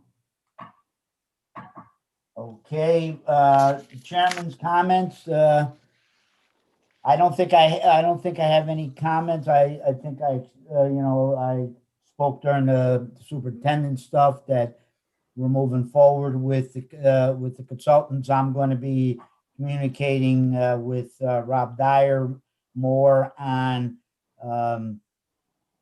the consultant's request for some pictures, and Rob does our website to include in our advertising for the new superintendent's position. So that's all I have. Board member comments. Mr. Champagne. Chairman? Me? Mr. Champagne. I just want to remind everybody, tomorrow, May 4th, is the budget referendum. So from 6 a.m. to 8 p.m. at the community center. Let's make sure we go out and vote for the budget. Thank you. Anyone else? Mr. Garofalo, then Mr. Bruno. Yes, sir. Thank you, Mr. Chairman. I would like to comment very succinctly that given the comments by the president of the Seymour Education Association, I cannot support her request. And I hope that the administration does not also support that request for that additional time that she has requested in that information she presented to us. Okay, Mrs. Bruno, I saw next. I think I'm going to speak just about May dates because yes, the referendum is tomorrow. That's an important thing to remember. It's also Star Wars Day, just for fun. But I love it. May the 4th be with you. Some of the other things just to remember, and I know Mr. Wilson's going to speak about that it's Teacher Appreciation Week. And since we don't have a full board meeting, School Nurses Day is, I believe, May 12th. And so I think it's important as a board to recognize that as well, knowing how hard our school nurses have worked this year. Thank you, Mrs. Bruno. Anyone else? Mr. Hatfield. Thank you, Mr. Chairman. Actually, it's funny. I thought when Mr. Champagne said it's going to be May 4th, I thought that's what he was going to say. May the 4th be with us, but I guess he didn't. So this morning on the radio, I was listening in, and the head of the school nutrition organization was talking on Chaz and AJ, and they talked about how I believe the number was 43 million meals were served within the last year to school students. And I thought that was amazing, an amazing number. And she reminded us that May 7th is School Lunch Hero Day. And I think of all the years, they definitely our lunch workers are superheroes this year for all that they've done. So we got to give them a shout out for School Lunch Hero Day on May 7th. I also wanted to echo Mrs. Bruno's comments about Teacher Appreciation Day. I hope you can hear me. Oh, dropped my pen.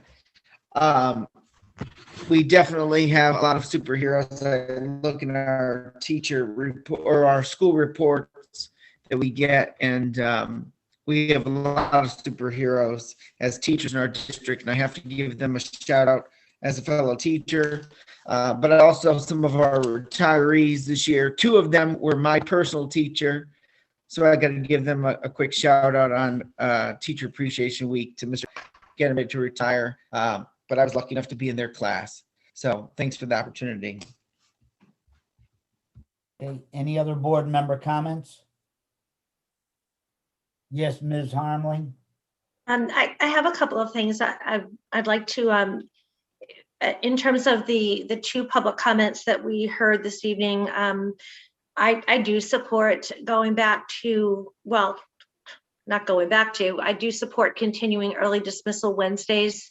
When I didn't support it at the 3 weeks ago, I let myself, fall into a false sense of, okay, great, let's press forward. Everything is as it should be. Let's finish the school year strong. Everybody in school every day. And, the closing of Chatfield, the Presty for 2 weeks, and the continuing diagnoses in our district of COVID, this is not going to finish as a normal year. It just isn't. And so while it would be great to think that our students are going to be back in school full time through the end of the year, every parent still needs to be in the mindset that their child could be quarantined, their school could be closed, the classroom could be quarantined.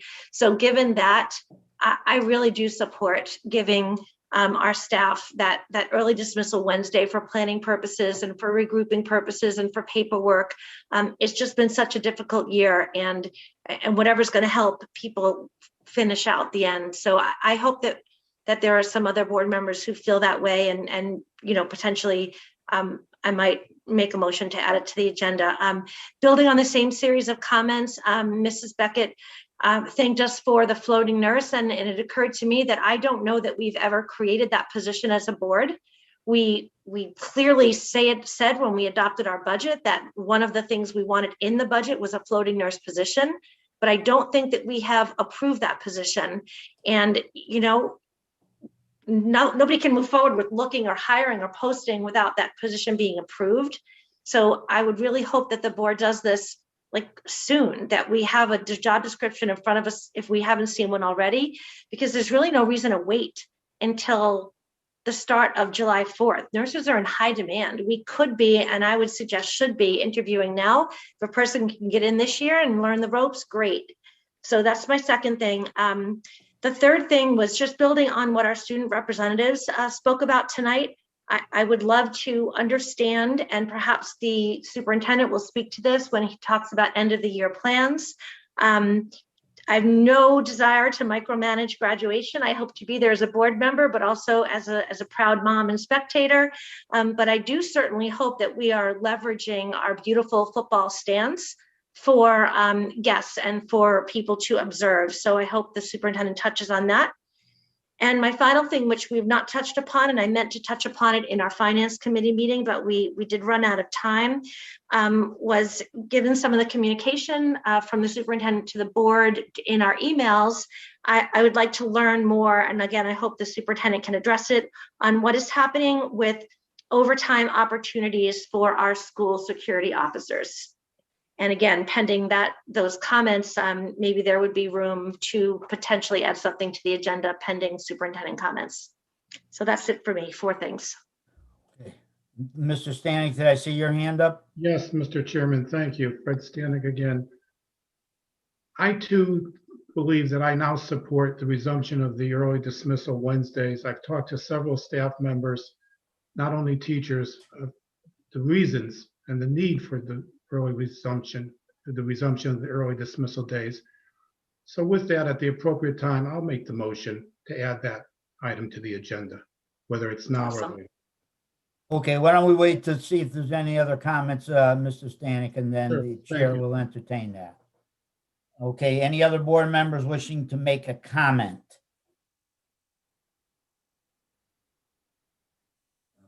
Any other board member wishing to make a comment? Okay, hearing none, then we'll move along to the superintendent's report next. Hey, good evening. I don't want to forget any questions, so I'll go out of my order that I had planned on presenting and hopefully address some of the items. Mr. Freund and I have been in constant communication, as well as with our head nurse, as well as with Naugatuck Valley Health District, and as well as to await guidance from the state in terms of how many more people we will be allowed to have at graduation.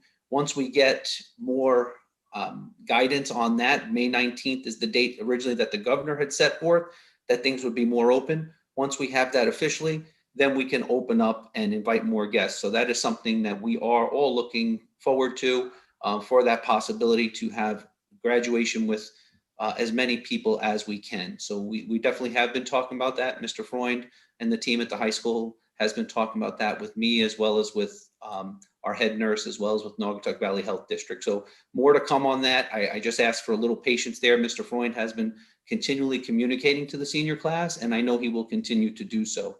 So more to come on that. In terms of the security positions, we have never, ever had an event or a building be left unattended. Our security officers are working the hours that they need to work to keep our events and our school buildings safe for all. And the issue of overtime, for example, there was overtime that was needed to help work our vaccination clinic, and that was granted. So any overtime just has to be approved through central office, but at no time will they ever be, or have been buildings unsafe because of a lack of an SSO for whatever reason, hours, regular hours and or overtime. So that will never happen and will not happen. In terms of last week, Mrs. Tenz and I went to all of the buildings to present last year's Golden Apple Awards, the Petruni Award, the Cabeza Award, as well as the 2020 Paraprofessional of the Year Award. We have to go back this week to present that award, or next week, because that individual was unfortunately out of the building when we went there. However, we took some great photos. Credit to Mrs. Tenza. She shared those photos with Ms. Doherty, who posted them on our Facebook page, and the positive comments were amazing. Those teachers are so well deserving, and it was perfect timing when we went to go visit with the teachers. Some were with other staff members, just happened to be one couple in a meeting and a couple were in their classroom, and their students were able to give them a nice round of applause. So we did not want them to go unnoticed, and we wanted to make sure that they felt special as well as they should, because it was well deserving. And we look forward to recognizing this year's winners come this June. Our Smarter Balance assessments start this week, and we're confident that our students will continue to show growth and do well. Our AP exams, which cause our high school students some definite stress and anxiety, and I remember those days long, long time ago, but we know that they start for our high school students, and we are confident that they're well prepared and will do well. Mrs. Tenz and I had the pleasure of working with the awards committee, and I know Mr. Stanek recognized those individuals this evening, but a really big thank you goes out to all of those individuals who gave of their time, their hard work in discussing the wonderful candidates for these prestigious awards that the board accepted this evening. So we look forward to recognizing them as well. I'd like to take a moment to thank all of our administrators, our nurses, and our teachers for all of their hard work in drafting safe end of the year activities for all of our students. So a big shout out to them to really plan some activities for them for the end of this year. And as stated numerous times, you know, we combine everyone with teachers and nurses and administration, and we call it Staff Appreciation Week. And it is Staff Appreciation Week because we are a team. And it's a time where we get to say thank you to all of our staff members for all of their hard work and dedication to our students. And I'd like to quote Pele, who shared, "Success is no accident. It is hard work, perseverance, learning, studying, sacrifice, and most of all, love of what you are doing or learning to do." All of our staff will receive a small token of our appreciation for all that they do for our students from both Mrs. Tenza and I. And I would be remiss if I didn't give a special thank you to our central office staff who came together today, all of us in the office, to package all of the small tokens of our appreciation. We worked very hard this afternoon getting all of those items packaged up, and Mr. Connor's crew is going to come by central office tomorrow and collect the boxes to bring out to all of the buildings. So a huge thank you goes out to the central office staff who gave of their time to do that today. So thank you to that, and thank you to everyone, and congratulations to those award winners this evening. And as I said, for Staff Appreciation Week, their hard work does not go unnoticed one day by anyone, and we wanted to thank them as well. Any questions for Mr. Wilson? Fred Stanek, I'd just like to compliment Mr. Wilson on his compliments to the staff. Well said, Mr. Wilson. Thank you. Anyone else? Questions for Mr. Wilson?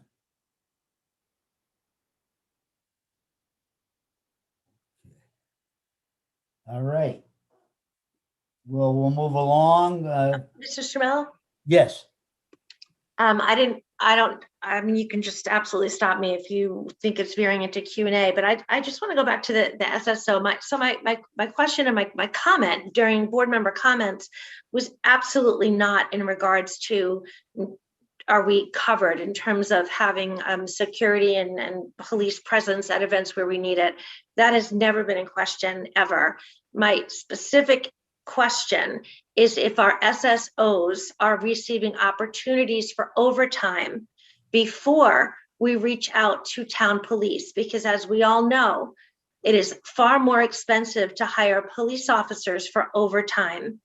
And they have a minimum of 4 hours of overtime when we might need them for only 2. So we saw the communication about overtime for SSOs needing to be approved, which makes perfect sense. That's the way we do things in the private sector as well. You can't just work as many hours you want and expect to get paid for it. But I'm asking about the opportunities. Have they been given every opportunity? Do we go to our SSOs before we go to the police force? That has been our protocol, and that's the protocol we're following, Ms. Harmeling. And thank you for recognizing the fact that, we just want to have a better understanding of when the overtime hours come aboard. That was the purpose of the memo, I believe, that you just referred to. And yes, we would use them before going out to the police, just as we have. Right now, the only opportunity that came up since that memo was Friday afternoon's vaccination clinic. We did not have a police officer. We had our own in-house SSOs there. So the answer to your question is yes, when the opportunity presents itself. And the opportunity, when you say when the opportunity presents itself, you mean whenever the school needs after hours or beyond the normal work week for our SSOs, whenever our school needs coverage, we are going to them first, our SSOs first. That's been our procedure. And if they cannot do it, then we have to go to the police. Yes. Of course. Yes. So that is our procedure currently moving forward. That's correct. Okay. Anyone else with a question for our superintendent? Okay, one last time. Anyone else with a question for our superintendent? Okay, Mr. Stan. Okay. Ms. Harmeling? Yeah, could we, Mr. Wilson didn't have an opportunity to address the floating nurse position, and if he recalls, or if Mrs. Tenza recalls, if we have created, and if that position has been approved and created. Yes, I could briefly talk about that. The board was very generous enough to put that into the budget.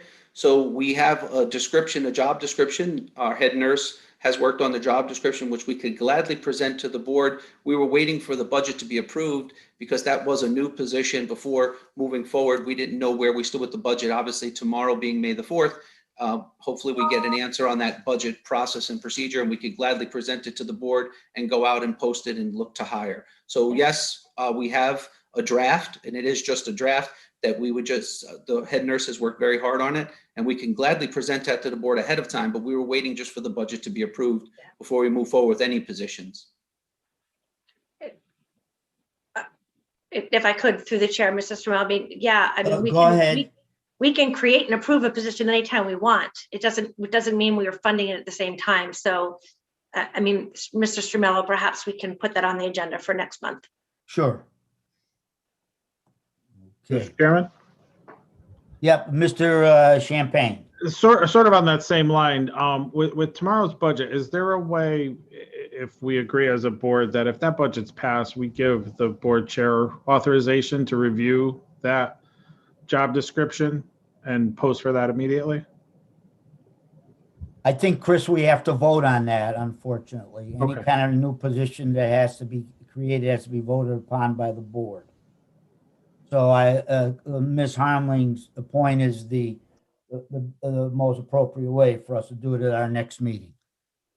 Unless we're gonna have another special meeting for one item, which I'm not sure I'm in favor of, but I could be overruled. Yes, Mrs. Bruno. Are there other new positions between the budget and the grant monies? I know that Mrs. Tenza made mention of funding the an assistant special education director. So are there other positions that we need to review and approve? The position that Mrs. Tenza referred to is already in the administrator's contract. It's in their bargaining unit, so that would not need to be approved. It's already in their contract. It would have to be posted, and we are going to have to post for those positions now that we have received the grant. Yes. Is there a job description that the board has reviewed? I don't, we would have to look for one. I don't know offhand, Mrs. Bruno. I know it is in their current contract. I would have to look for a job description, and we could definitely provide that for you.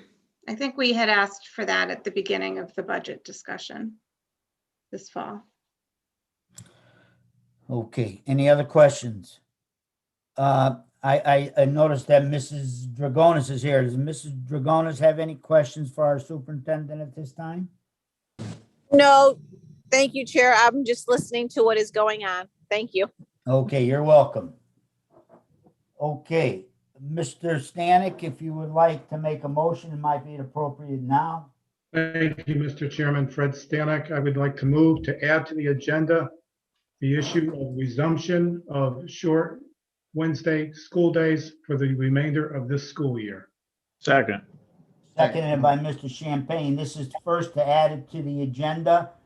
Okay, everyone understands that. That was by Mr. Stanek, seconded by Mr. Champagne. Mrs. Bruno, to add to the agenda? I think Mr. Wilson has his hand up. Oh, Mr. Wilson. I just for clarification purposes of adding it to the agenda, in terms of a start date, was that for this week and moving forward, or for next week? Just for clarity purposes. I have no issue with, I just want to make sure the motion is clear for you guys. That's all. Well, that would be in our discussion. We first need to add it to the agenda. Okay, Mrs. Bruno. I vote yes to add discussion to the agenda.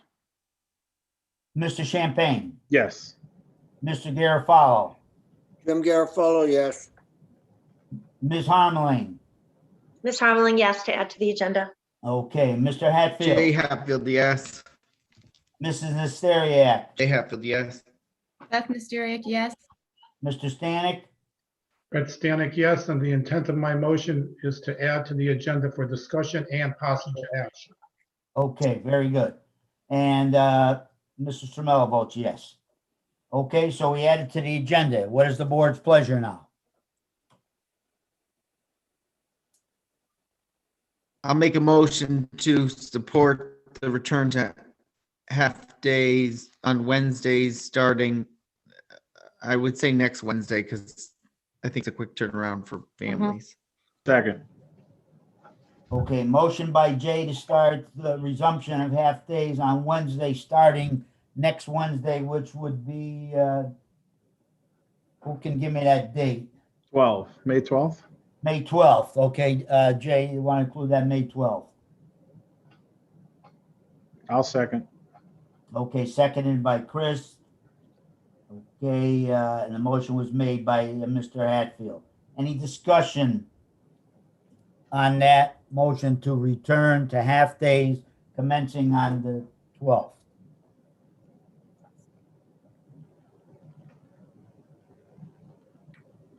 Yes, Ms. Harmley.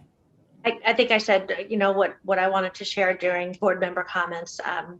But I do fully understand the fluidity of the students, some being remote, some being in school. We're still quarantining, and there's still a whole lot of planning and quite frankly, juggling to do. And I truly believe that breather on Wednesday to catch up on that planning process and collaborate with other teachers on best strategies is needed for teachers and for all our staff. And I believe I've So, also, Chair, I just have one quick question. okay, Jay, go ahead, then I'll go. No, I appreciated Mr. Wilson clarifying about the date, but I just wanted to check with him through the administration, for testing purposes. Are there any testing, AP testing or anything that would be affected by that decision? Or Mr. Wilson, you want to answer that question before I comment? Sure, to the best of my ability. The administrators have worked very hard with scheduling for both AP classes as well as for Smarter Ballot. So now in light of this motion, obviously there will be some adjustments that would have to be made. So Mrs. Tenza and I will obviously work with our administrators to support them whatever way we can to help with their rescheduling, and then they will have to alert their respective buildings and learning communities as well. So I don't have the answer right offhand, Mr. Hatfield, but yes, there will be some scheduling that has to get readjusted, but I'm sure our administrators, in light of this decision, will begin their work on that tomorrow, if not the day after. Okay, Jay? Okay. yeah, I guess I would just have a follow-up. I would. Oh, okay, go ahead. First. I was going to be next. Go ahead. No, just a quick follow-up that, again, maybe if there's any administrators here or, we have the ability to change the date. So if there's somebody who wants to speak now that the date may be 2 weeks out, or if, I don't want to really, Right. We heard from the teachers union, but we didn't hear from the administrator's perspective. So I guess my point is now is the opportunity if somebody has a really specific date or, they're looking for 2 weeks or, I guess I'm looking for other guidance. And now would be the time for someone to. Yeah. Okay, my comment was that I've heard, and I hate to use the word rumors because rumors to me has a connotation of negativity, but I have heard that the custodial union would be in favor of returning to half days on Wednesday also. Okay. Mr. Olekna, I see as an administrator. I will recognize you, then Ms. Harmon next. I have, if I could, I have a follow-up for what Jay was asking before Mr. Elector speaks, if I could, Ed. All right, go ahead. Thank you. To Jay's point, I think what we're looking for is, are there tests and what tests are there scheduled for Wednesday afternoons? And I'm sure that those are already laid out on the calendar. So I think that's, Jay, I don't mean to put words in your mouth, but I think that's what you're looking for. Are there any Wednesdays that a test would have to be moved, that there's a scheduled test now on a Wednesday afternoon? Okay, I'll recognize Dave, Mr. Olekna. Dave Olekna, Chatfield Lepresti School. Due to our remote learning over these past 2 weeks, CLS begins its Smarter Balance testing next Wednesday. So that's our first day of Smarter Balance testing. So ideally, early dismissal day is a little out of the norm. So if it could be delayed a week, that would be great to give them a first day that's a regular first full day for that administration. Thank you. Okay, okay. All right, Kristen? Just a quick follow-up, is the testing in the afternoon?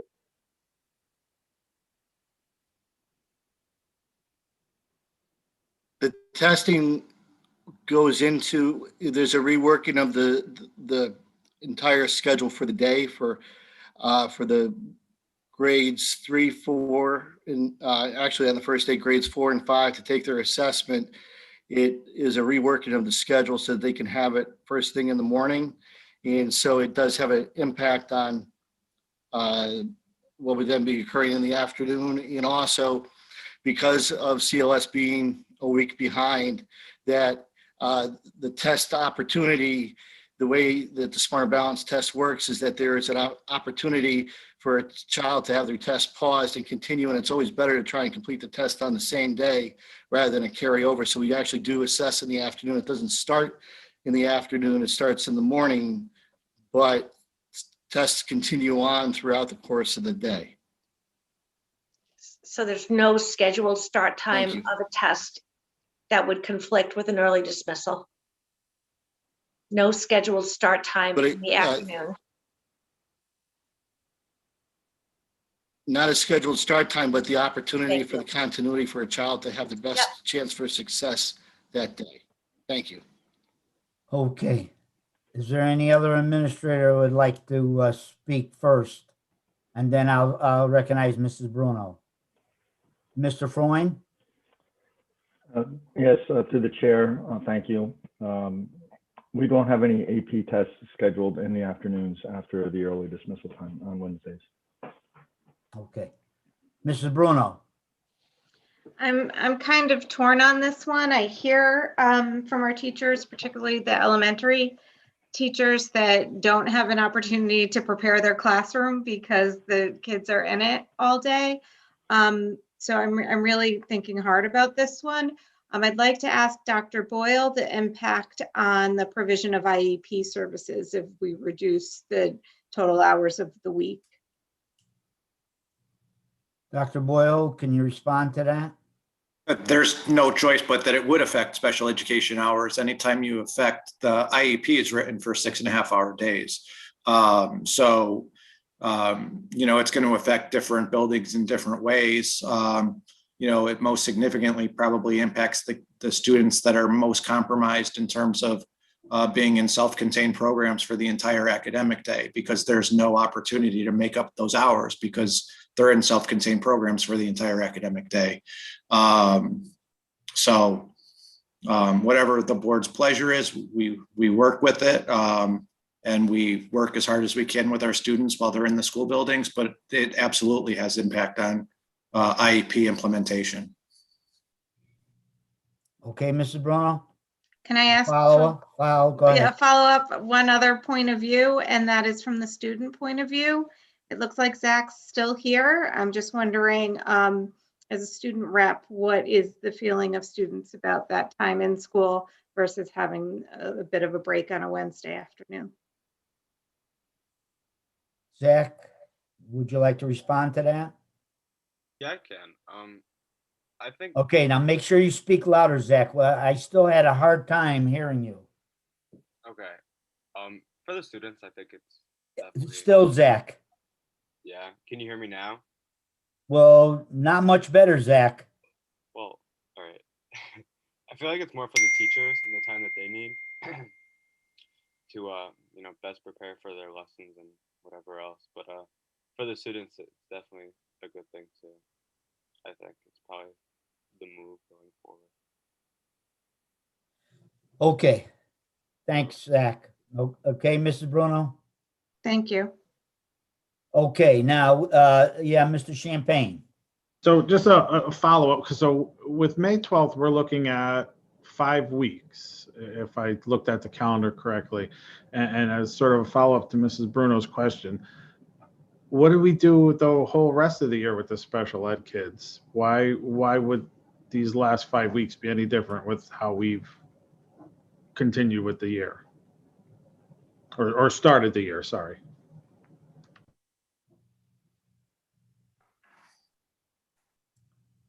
I don't know, what does anybody want to answer that from the administration or Mrs. Bruno? I think for me, it's a matter that now that we've got everyone in on a full-time schedule, do we want to change that? Or as many people in as are able to or want to be? All right, I see Ms. Harmling. Yeah, I mean, I hear what you're saying, absolutely. But the way I think of this, we're not taking anything away. We're just saying, let's continue what we've been doing. This coming Wednesday will be the only full day Wednesday we've had all year. So it's not like we're taking away. It's really a continuation of what we've been experiencing, with the exception of Wednesday of this week. Okay, yeah, Mr. Garofalo, do I see your hand? Yes, go ahead, Mr. Garofalo. You have Thank to you. unmute I yourself. had to unmute myself, but thank you. You know, it becomes a little disconcerting to me that our administration and all the experts we have before us regularly, if I'm wrong, I stand corrected, but regularly submit to, well, if that is the board's decision, you know what? I'm a little tired of that. We are not the experts. We rely on the people who run the school district. And if they are opposed to what we have to vote on, then say it, damn it. Don't just kowtow and say, well, whatever the board wants, we will do. Yeah, well, we'll damn well know that you will do that, and you will make the accommodation because that's who we are, and that's what you have to do based on our decisions. But does that mean that we are doing and making the right decisions? Tell us. If we're not, stand up and tell us that we are not. So, insofar as I'm concerned, no, we need to be here full time, and we need to give these children some of what they missed. And stop with all this namby-pamby. Oh, well, whatever the board wants, we will do. Yes, I repeat myself. We know you will do that. But is that in the best interest of the children? Are we making the right decisions, or will you make the right decisions? Speak up, stand up, be counted. Thank you, Mr. Chair. You're welcome.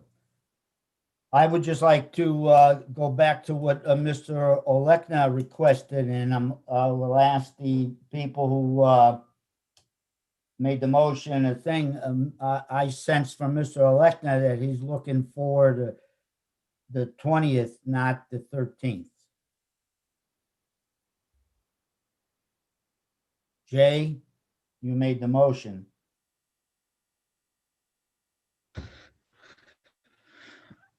I did make the motion, but again, I would like to hear from the other three schools then, you know, what are their thoughts? He's breaking up, Mr. Chair. I cannot. Yeah. I asked for the other three schools to give their opinion. Okay, so I'm gonna ask Mrs. Feige first.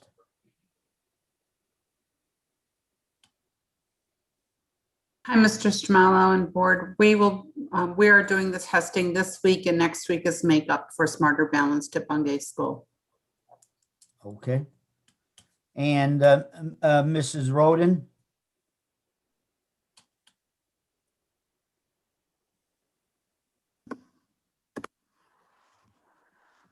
Good evening. So following with Bungie, we are doing our Smarter Balance this week, and next week is also our makeups as well. Okay, thank you. All right, so we have a motion on the floor. Jay, you've heard from them. Is your motion remaining? Mr. Olekna, if I could through the chair, I mean, can you make adjustments? I seem to have heard yes, but I just want to confirm. Okay, so you're asking an answer from Mr. Olekna. I'm not sure I understand the question. I believe the question was, can you make it happen? Is that correct, Mr. Hatfield? Yes, he's nodding yes. make it happen that if we go to early dismissal starting next week, can I make that happen? Is that what the question is? Yes, I believe that's what Mr. Hatfield's question is. Yes, I will probably delay our startup testing for further, which is dangerous as we get closer to the end of the window. But in the interest of what I feel is best for the students, I don't want to have the first day of testing on an early dismissal day. Okay, I think we've I discussed don't think it's the it. right thing. I think we've discussed this. Can Yes, Beth, go ahead. I'm sorry, Beth. So I agree with Kristen Bruno. I think I'm struggling a little bit. We had heard, we talked about the same issue in April, I believe. This came up in terms of the schedule for half days. We heard an opinion on kind of their recommendation from the administration. We obviously heard a different viewpoint tonight. We've heard a lot about the testing schedules, but I don't think we've heard from the administration kind of their view on the position. I don't know if they were going to have a chance to offer that. Are you talking about the central office administration? Yes. Okay. Mr. Wilson and Mrs. Tenza, who would like to go first? Go ahead, Vonda. Sure. This is very difficult. We did talk about this way back in the fall, and we pushed it all the way through April, and we talked about the importance of, if possible, having the kids back in May and June for continuity, assessments, instruction, the end of the year things that happen, right? There's a lot of end of year activities and celebrations. We've heard from teachers that they value this time, and I'm excited to be able to share with you next month exactly all of the different wonderful things that they have done with this time. So I don't think that anybody would debate that time's been appreciated and valued. I'm torn because I believe that the students belong in school as much as we can get them in. I think they've lost a lot. And my opinion as a senior administrator in this district is that our parents have fought hard to get them here, and we're trying to keep them here. What's best for kids, may not exactly match right now what's best for teachers. So the board sets the calendar. This is absolutely a decision that we will support. I know that sounds wishy-washy, but we have to support whatever you say. I believe that being in school is what's best for our kids. Okay, thank you, Mrs. Tenza. Mr. Wilson. So I agree with Mrs. Tenz. I think that, the board was so gracious enough to extend the half early release Wednesdays. And to Mrs. Tenz's point, she's excited in June to share the wonderful things that our teachers have done with that time. And they have done some great things. Very, very diligent use of their time to work with all of the students, regardless of the platform. We've said that before. Our teachers always do wonderful things. However, whenever a testing schedule comes up, Smarter Balance, AP, end of the year activities, the days seem to go so quick and they're so jumbled and they're so rushed as it is. To add additional early release Wednesdays just speeds that up a bit. And to Mrs. Tenz's point about having our students back, we've heard loud and clear throughout this year from board members and from the community that they want their children back in school for social, emotional component, for continuity. And we know that this year has been different, and we're not saying that it's going to go smooth and it's going to be a quote unquote normal end of the year. But I think the more opportunities we can have for children to be in classrooms and to be with their teachers and to have that learning not be taken away by assessments and things of that nature, which unfortunately we all know come with the job. We have to do that, the state assessments. But I think that to have those times in terms of a full day provides for that. And subsequently, it also provides, to Dr. Boyle's point, of not readjusting some of the services. While we were able to readjust when the calendar was made prior to, one of the board members asked, well, what's the difference now? Well, if we do the difference now, it's losing those certain hours from now until the end of the year. So having students in place and students coming to school, and as Mrs. Tenza said, to use her words, sometimes what might be best for the teachers at this current moment might not align what's best for our students. And we heard Mr. Alekna share those sentiments as well as other administrators. We're trying to do what's best for our students. and we'll do whatever, as Mrs. Tenza said. If it is the board's pleasure, we're flexible and we'll work with you and we'll make it happen. And to your point, Mr. Garofalo, that's not the wishy-washy answer. We'll do that because that is the board's right to change the calendar. However, our opinion is one that we have our students in school. We've used those Wednesdays. Our teachers have done great things with those Wednesdays. And if we can get our students back in school for an extended period of time, that may be the answer. If the board's pleasure is to increase the Wednesdays by whatever date, whether it be the 12th or the 19th, so that some of the testing is done, that is the board's pleasure, and we will definitely accommodate that as well. All right. Mr. Yes, Ms. Chairman. Harmling. Thank you. I think everyone on the board and in administration and our teachers and our community knows that no one has fought harder than I have. I've been right there alongside with people who have been fighting vocally, loud, and long to have our kids, quote unquote, back in school. From my perspective, what we're talking about is 2.5 hours for 5 remaining Wednesdays. And what's good for teachers and staff is what's good for kids. Teachers can't be their best for their students if they're not feeling their best emotionally and mentally and physically within themselves. We heard from over 150 teachers tonight and our school nurses, and by proxy or through an informal channel, our custodians. If our staff needs this time for their mental and emotional well-being, that means our children need our staff to have this time. So I really feel strongly that in the spirit of finishing this year strong with teachers who feel like they've been heard and who have worked their butts off this year, I think that's over half our teaching staff signed that petition. If what's good for them is what's good for students. So as you might expect, I'll be voting yes on this. Okay, Mr. Stanek, did I see your hand up? Yes, thank you, Mr. Chairman. I too agree that the continuation or resumption of these short days on Wednesdays is in the best interest of the students. We have staff who have been overtaxed this year. This is not a normal year. In a normal school year, non-COVID year, in the past, I have been opposed to short days because I am an advocate of a longer school year and more hours of instruction. In fact, I think we should have a 200-day school year.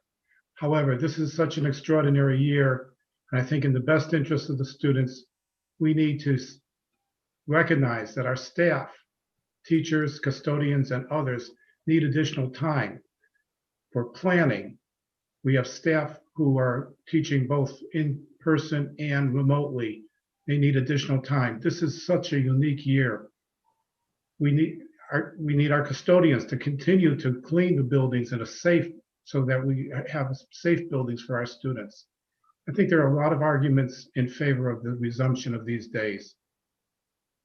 And while I too value added instruction, and I too am disturbed that we had to go to the remote learning for so long because of the safety issues that were surrounding the COVID pandemic, I support the motion. Mr. Chairman. Yes, Mr. Garofalo. I'm going to be the PIA tonight, all right? I think everybody knows what that means. I wholeheartedly disagree. Where in God's good earth did anybody ever say what's best for the teachers is best for the students? You know, what's best for the teachers is best for them.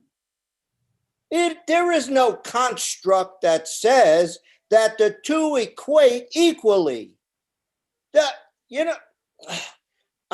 I have to control myself, sir, because I'm a very emotional person. And as an educator, as a teacher for 36 years, plus 14 plus years at a higher level, for a total of 50 years, you have to accommodate me a little bit, all right? 50 years in the teaching profession, not as an observer, as someone in classroom, dealing with students day after day. All right.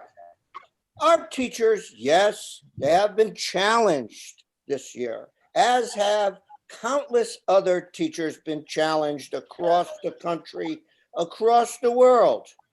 They have been challenged, but they have been required to come to the challenge and do what was required, do the best they could.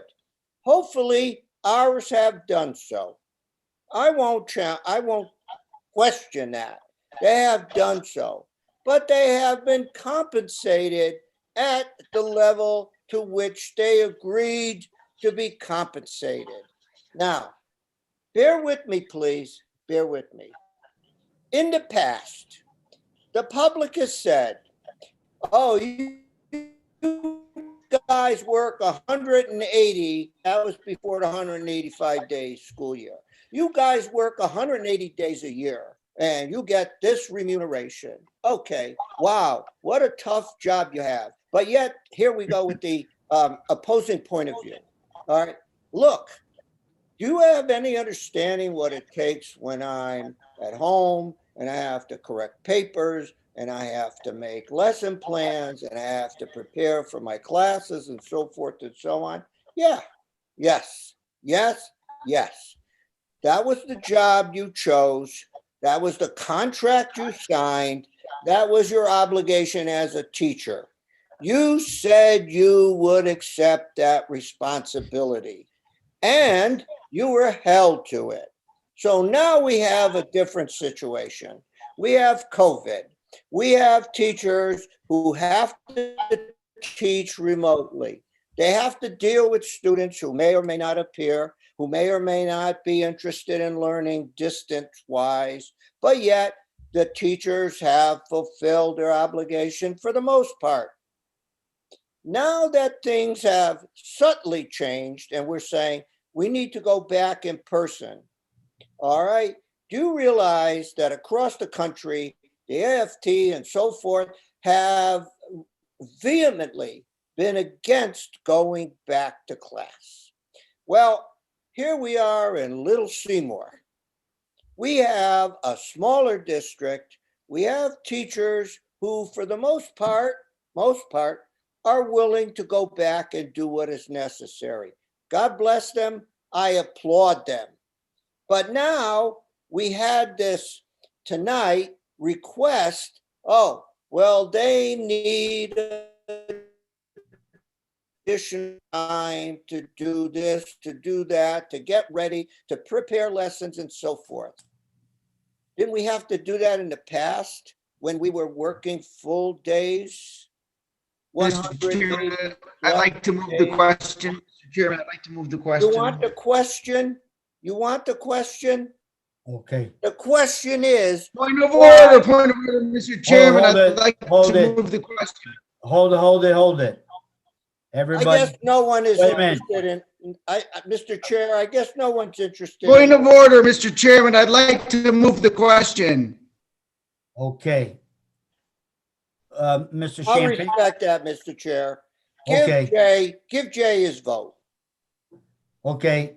Yes, Chris, Jay made a motion to move the question. I can't listen to this beratement of teachers anymore. I will call for a vote for the question as well. Okay. All right. There's a movement to vote to move the question. Kristen, how do you vote to move the question? Kristen Bruno. Yes. Mr. Champagne. Yes. Mr. Garofalo. No. Ms. Harmling. Yes. Mr. Hatfield. Okay, Hatfield, yes. Mrs. Asteriak. Beth Mysteriak, yes. Mr. Stanek. Fred Stanek, no, I think that the speaker should be allowed to finish his commentary and then some of us could react to it. So I vote no. Oh, I actually thought we were voting on the motion, not on moving the question, but We were voting on moving the question. oh, I still vote yes. Okay. All right, and I vote also yes to move the question. So that Mr. Stanek is 1, 2, 3, 4, 5, 6 to move the question. So now we vote on the motion, correct, Mr. Parliamentarian? Yes, we need a 2/3 vote on moving the question. Okay. Well, 6-2, I believe, is 2/3. Yes. Okay. All right, so now we'll vote on the motion made by Jay, seconded by Chris, that we resume half-days effective May 12th. I was erroneously saying May 13th. It is May 12th. So I will ask if we go back to abbreviated day schedule commencing May 12th. I will start with Mrs. Bruno.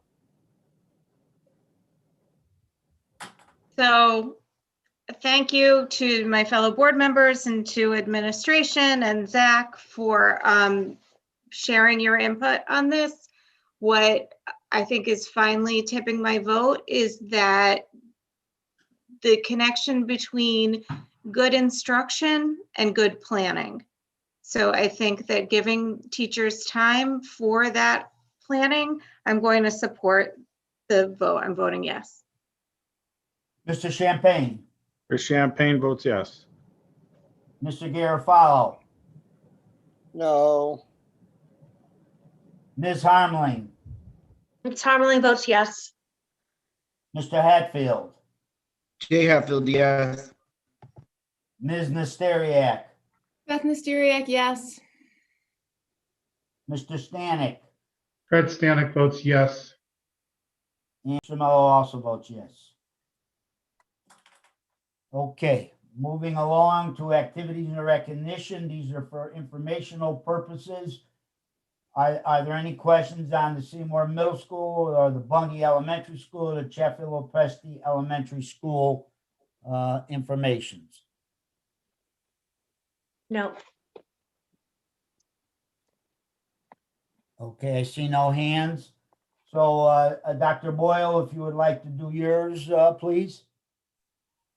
The data stands largely intact from the last meeting, with the exception of one additional student at a therapeutic placement that I already discussed at last month's meeting. So I'd be happy to entertain any questions, but it looks pretty steady. So. Okay, any questions for Dr. Boyle concerning the special ed report? I don't see any hands. So I will move along to the, you see there for yourselves, the certified resignation, the one, and then the 3 non-certified resignations. Any questions on that? Yes, Mrs. Bruno. I'd just like to make a comment.